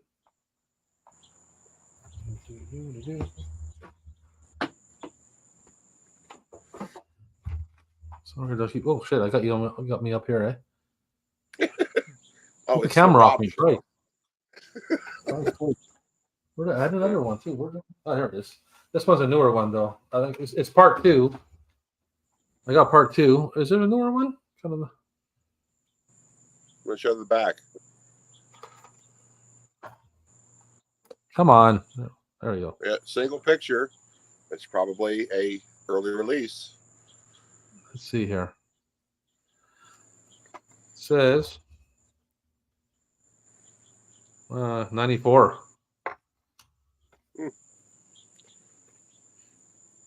Tape says? Yeah, it looks like a 94 tape. Oh, this is 97. This is copyright 97 on a tape. Is that one picture on the back or 2 pictures? I can't really tell. Well, it's like one picture of like 4 different pictures.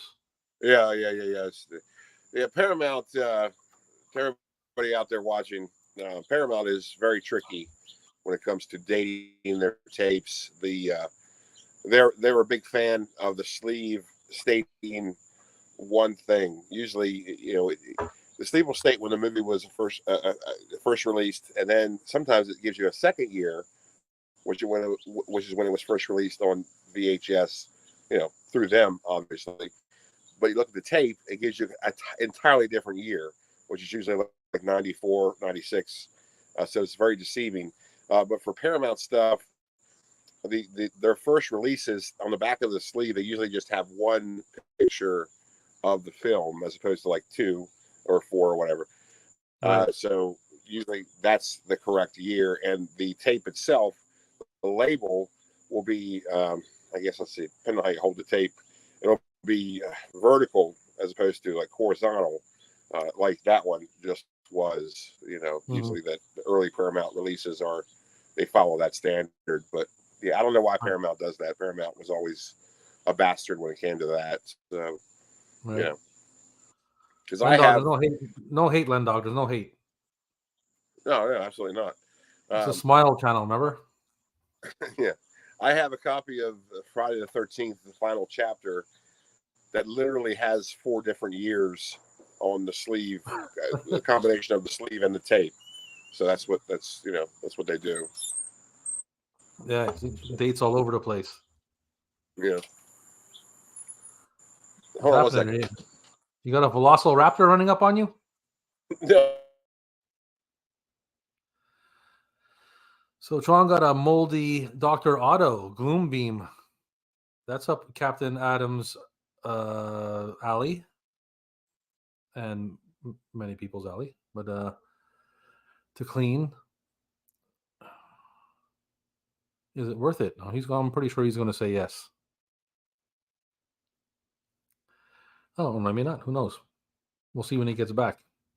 He's fighting Velociraptors. Don't forget, beer and VHS channel. You chase that Velociraptor away or what? Oh yeah, we're all good. I should say no. It might not be. What year is it? Is it the original one or is it the 1992 Good Times Home Video release? Good question. Yeah.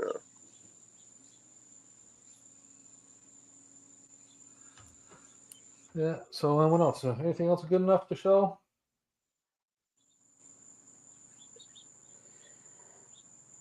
Oh, I picked up that. Not because you showed it. I picked up this.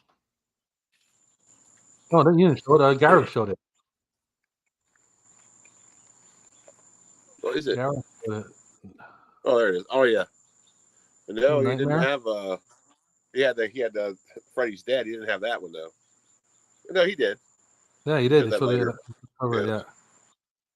But he had the UK release, the PAL version. You have the North American release. Yeah, this is just like, this is probably not even like this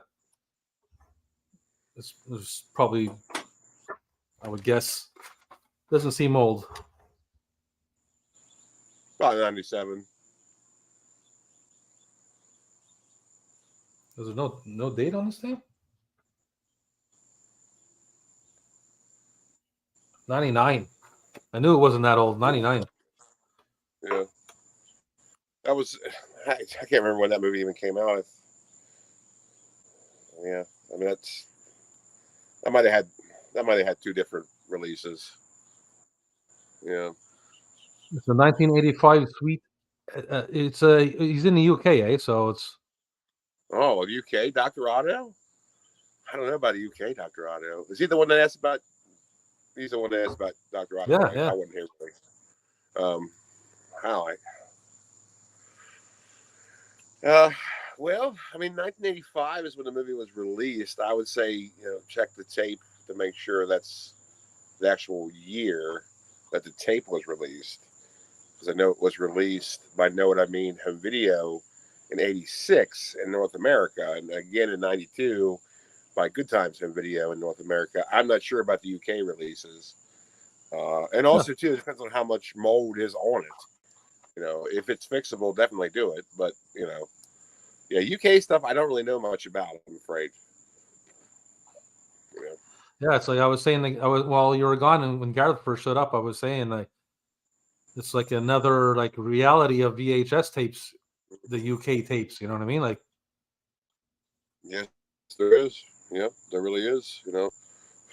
I got a question once about, like, hey, how come I don't cover PAL versions of the movies I talk about on my adventures?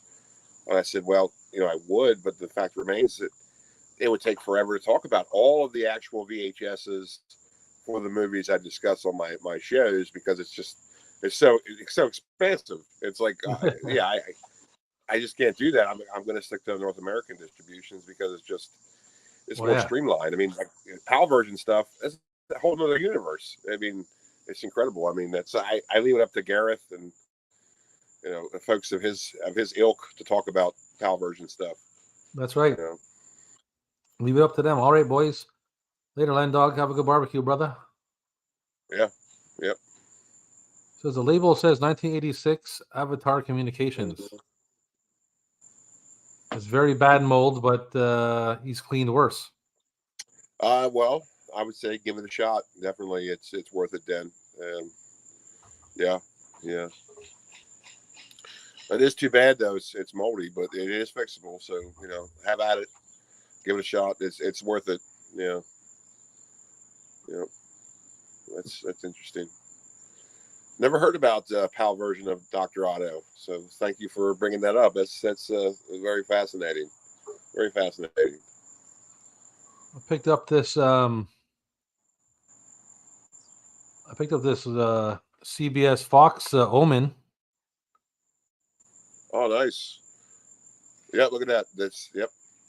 First release. Yeah, I'm sure. That's Yep. What is it? 79 or something? No, 76. Well, the movie 76. That's when the movie came out. It's probably 83, maybe. I think. Let me see here.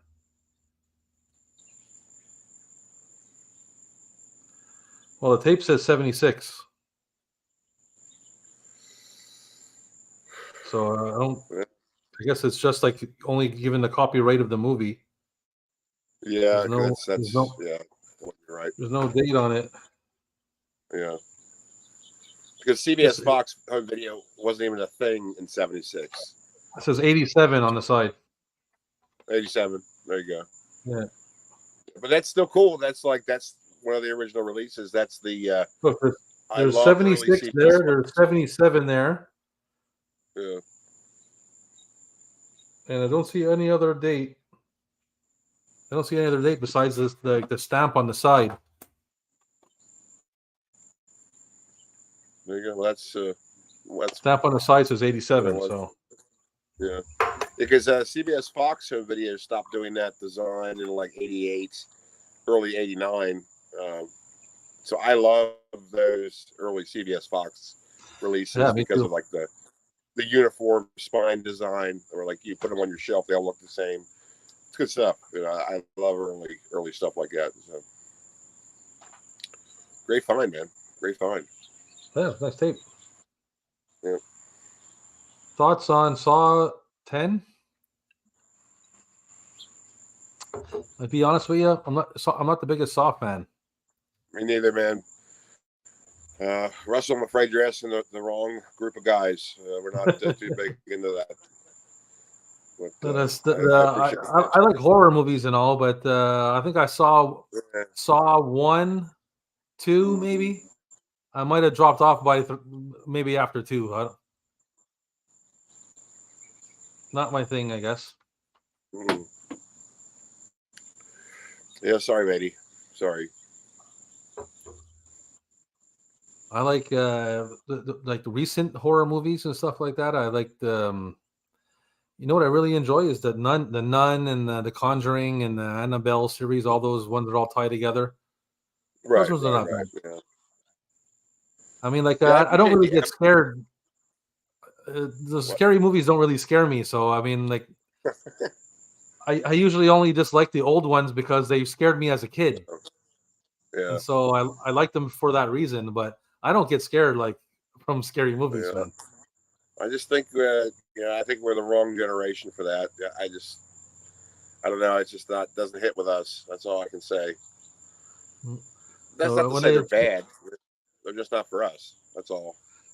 You know, what they like the new. I find the newer stuff is kind of like a shock and awe kind of way of like making it gory or whatever, the extreme part of whatever it is that they're trying to push. But which is the same. Like it's always been that way in horror, even from the beginning. But in the 80s and stuff like that, when it was extreme, it was like practical effects and stuff like that, and you know what I mean. It's a different feeling, you know. Like now, and you see them just like try to be extreme just for the fun of being extreme, like.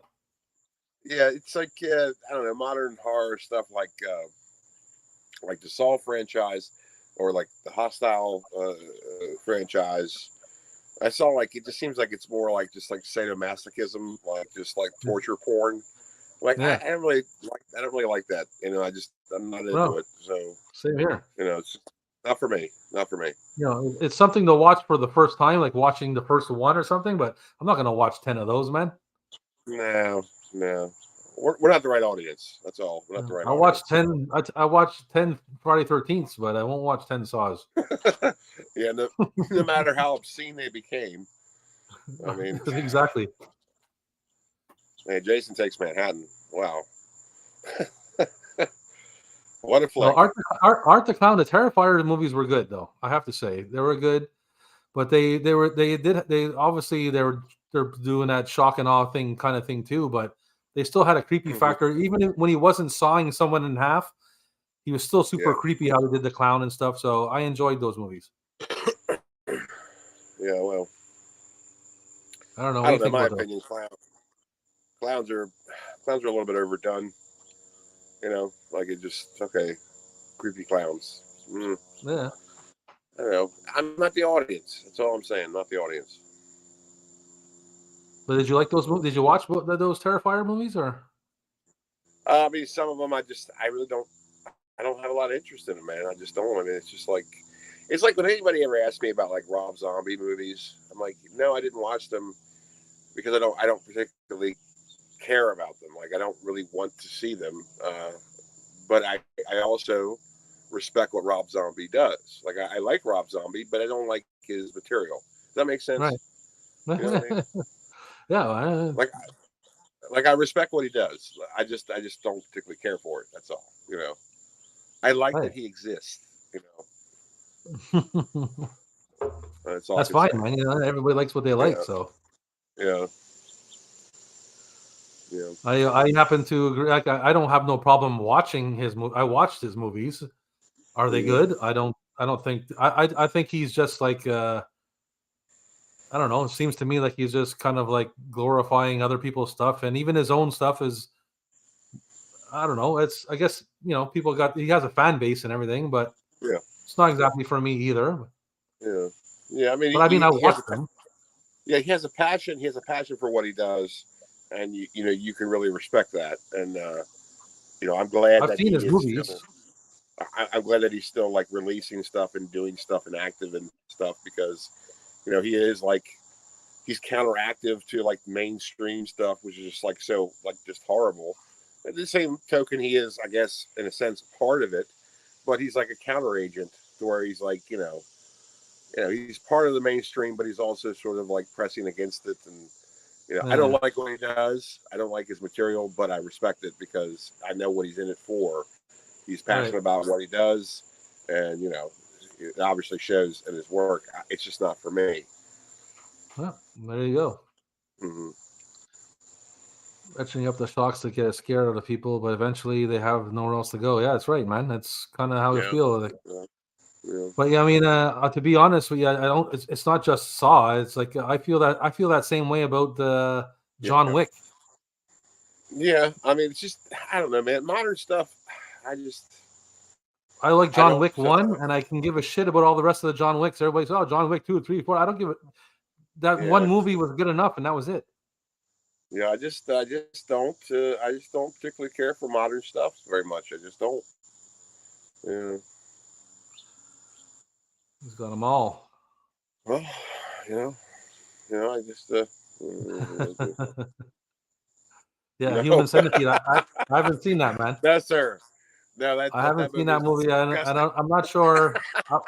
I don't have no desire to watch that movie, but I mean, I will if somebody dared me to watch it, or if I had to watch it for like a review or something, I would watch it. Like, I mean, I'm not gonna not watch something, but I have no desire to watch that movie. Yeah, sorry, man.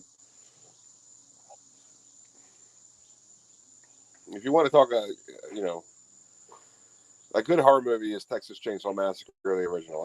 That's a horror movie. That's right, man. Everybody got their own opinions, man. Sorry to cut you off there, but I'm just saying everybody got their own opinions. Yep.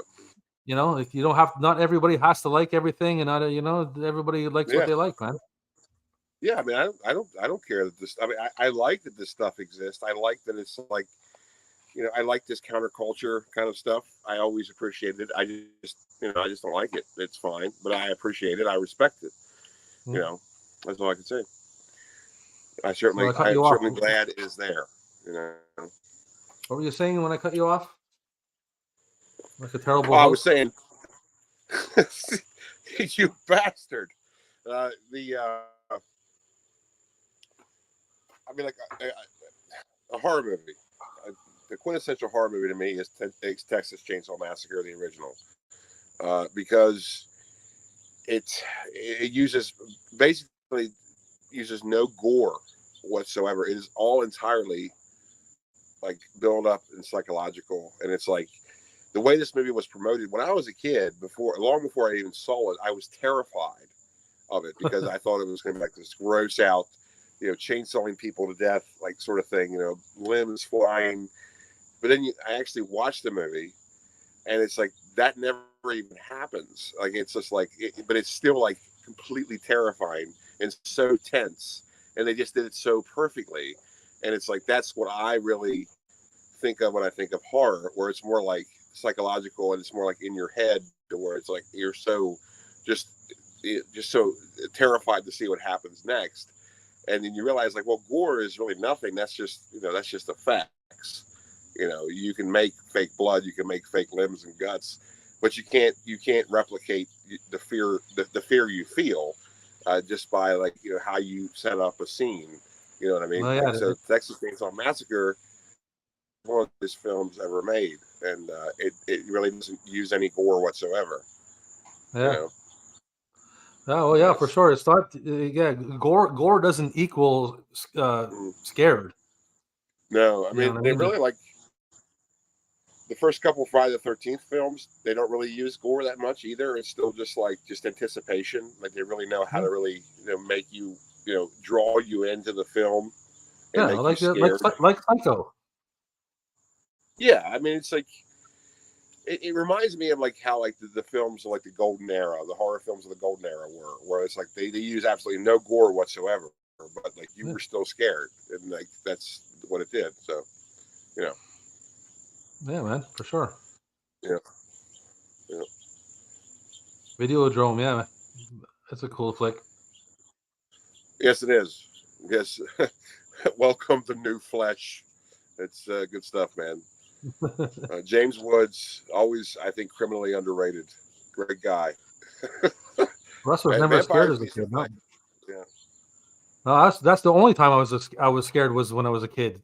Mm-hmm. And then once I got older, and like I said, I watched on purpose when the paranormal activity movies came out, the first and second one in particular. I watched them in my bedroom in the dark by myself on purpose to try and get some kind of, because I knew they were like kind of ghost things, and that kind of reminds me of, I shared a bunk bed in my room with my brother when I was young. So, and back then when you're young and you actually think there might be ghosts, I don't believe in ghosts or nothing like that. So when I was a kid and when I didn't know any better, that kind of stuff spooked me out. So when I watch a movie that brings me back to that, that's what I like. But as an adult, I don't get scared of nothing, man. I saw The Nun and I liked The Nun. I thought The Nun was done well. I saw it in theater. People were jumping and I don't jump. I never jump. There's no. You never see me go from a movie ever. Yeah, that's fun though. When people do, when you see people react like that makes it fun. You know what I mean? Like that's always a good time. But I'm not just one of those guys that I see the jump scares coming a mile away. I don't believe in ghosts. I don't get scared. Like people talk about, I spend the night in a haunted. That shit don't even like. But anyway, I should say, man, that's fine. You don't believe in ghosts, but ghosts they believe in you. So that's all I'm saying. Well. That's because you like getting blank VHS that people have taped stuff on. That's you. Yeah, like I said last time, they haven't made it known to me yet. Yeah, I know. Mm-hmm. That's cool. Yeah, it's. What do you want? My dog keeps busting in the door and bugging me. All right, let's see if I got one more tape to show off here before we hang it up. Somebody mowing their lawn? No, I have a pod race going on behind me. Oh. Yeah. I got Nightmare on Elm Street 2, but it's like I think it's part of that same series from 1999 because it looks exactly like the other cover. Was it the box set that had like the spine where it was like Freddy out reaching his arm? Like it might have been but they don't match. The spines don't really match. So no, it wasn't. They must have made a different one then. But they look kind of the same. What I'm talking about, don't you? Where they had like that box for sure. Where it was like with his arms spread out on it. I guess that wasn't it. No, I don't know what but it's definitely from a set though. I think. Yeah, they probably did a different set. Yeah.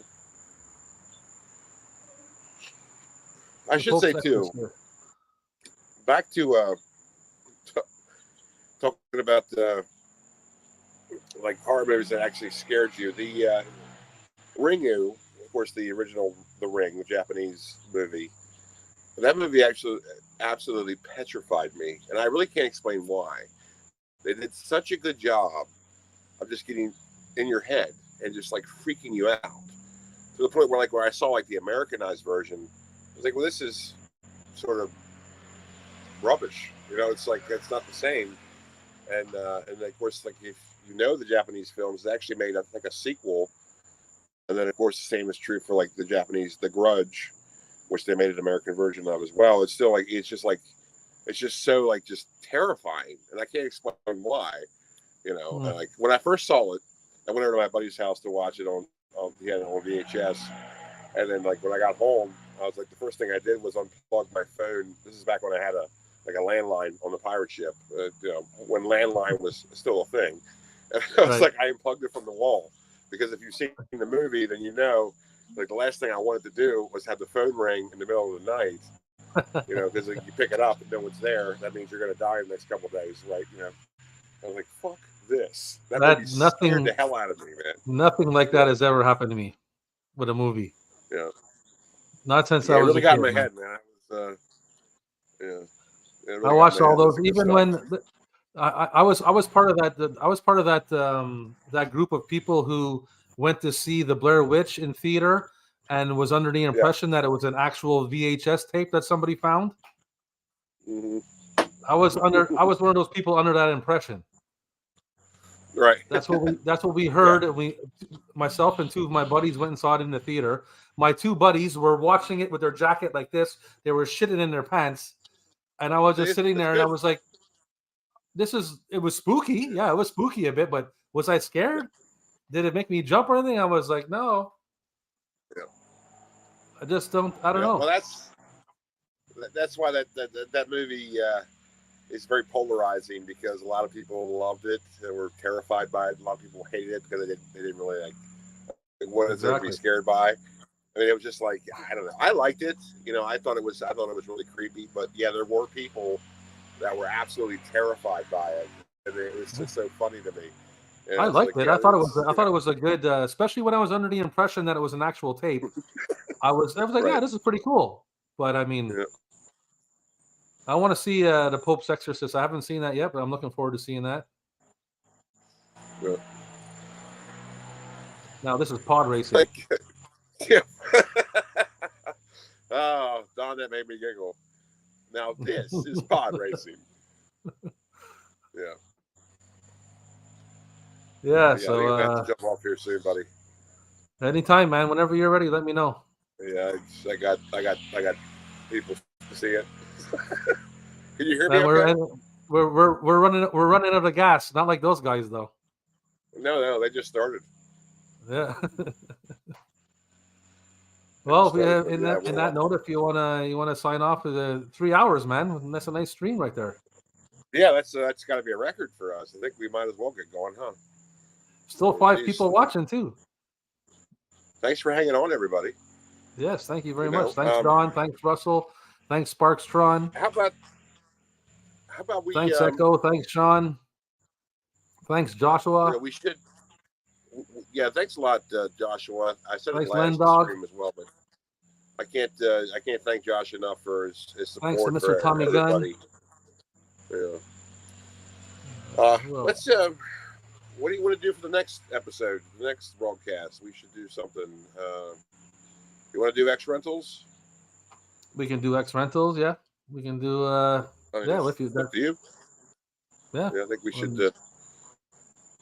We should give our craving audience a sneak peek of what we're going to talk about next.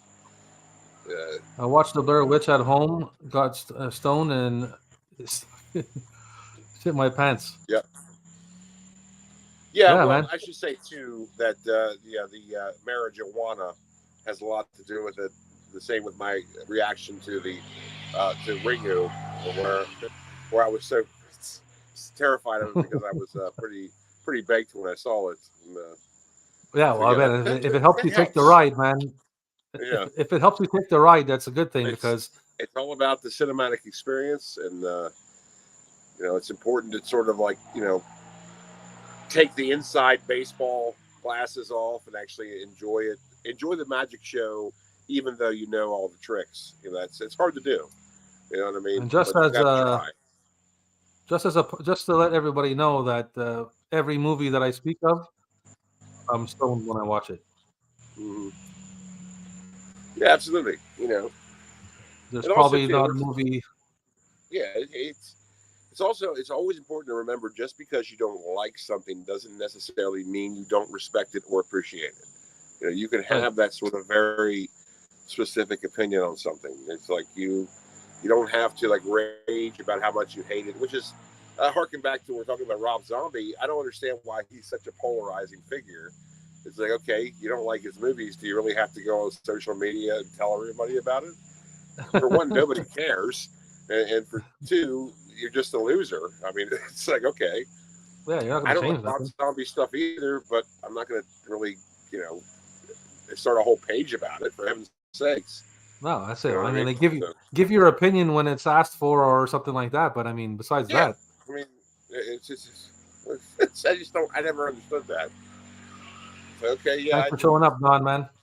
I didn't really like the new Halloween either, but I don't think it's really worth all that much. For heaven's sakes. Later, Russell. Russell, thank you for all the good stuff. Thanks, Tommy Gunn. Mr. Tommy Gunn. Thank you, buddy. And so yeah, maybe we'll stew on it. Marijuana cigarette and watch a film. Goddamn right. Yeah, do it. Watch the Japanese version of The Ring. Ringu. Watch it. Get really high and watch it. And unplug your phone. So we're going to be doing X Rentals next time. Is that it? Yeah, if you want to, we'll talk. Sounds good. Stay tuned for the next time the Odd Squad gets together and has too many drinks. That's right. Thank you for joining us. And Rob, thank you for having me. No problem, brother. We'll catch you next time. I'll see you next time, buddy. Later, dude. We're trying to end it.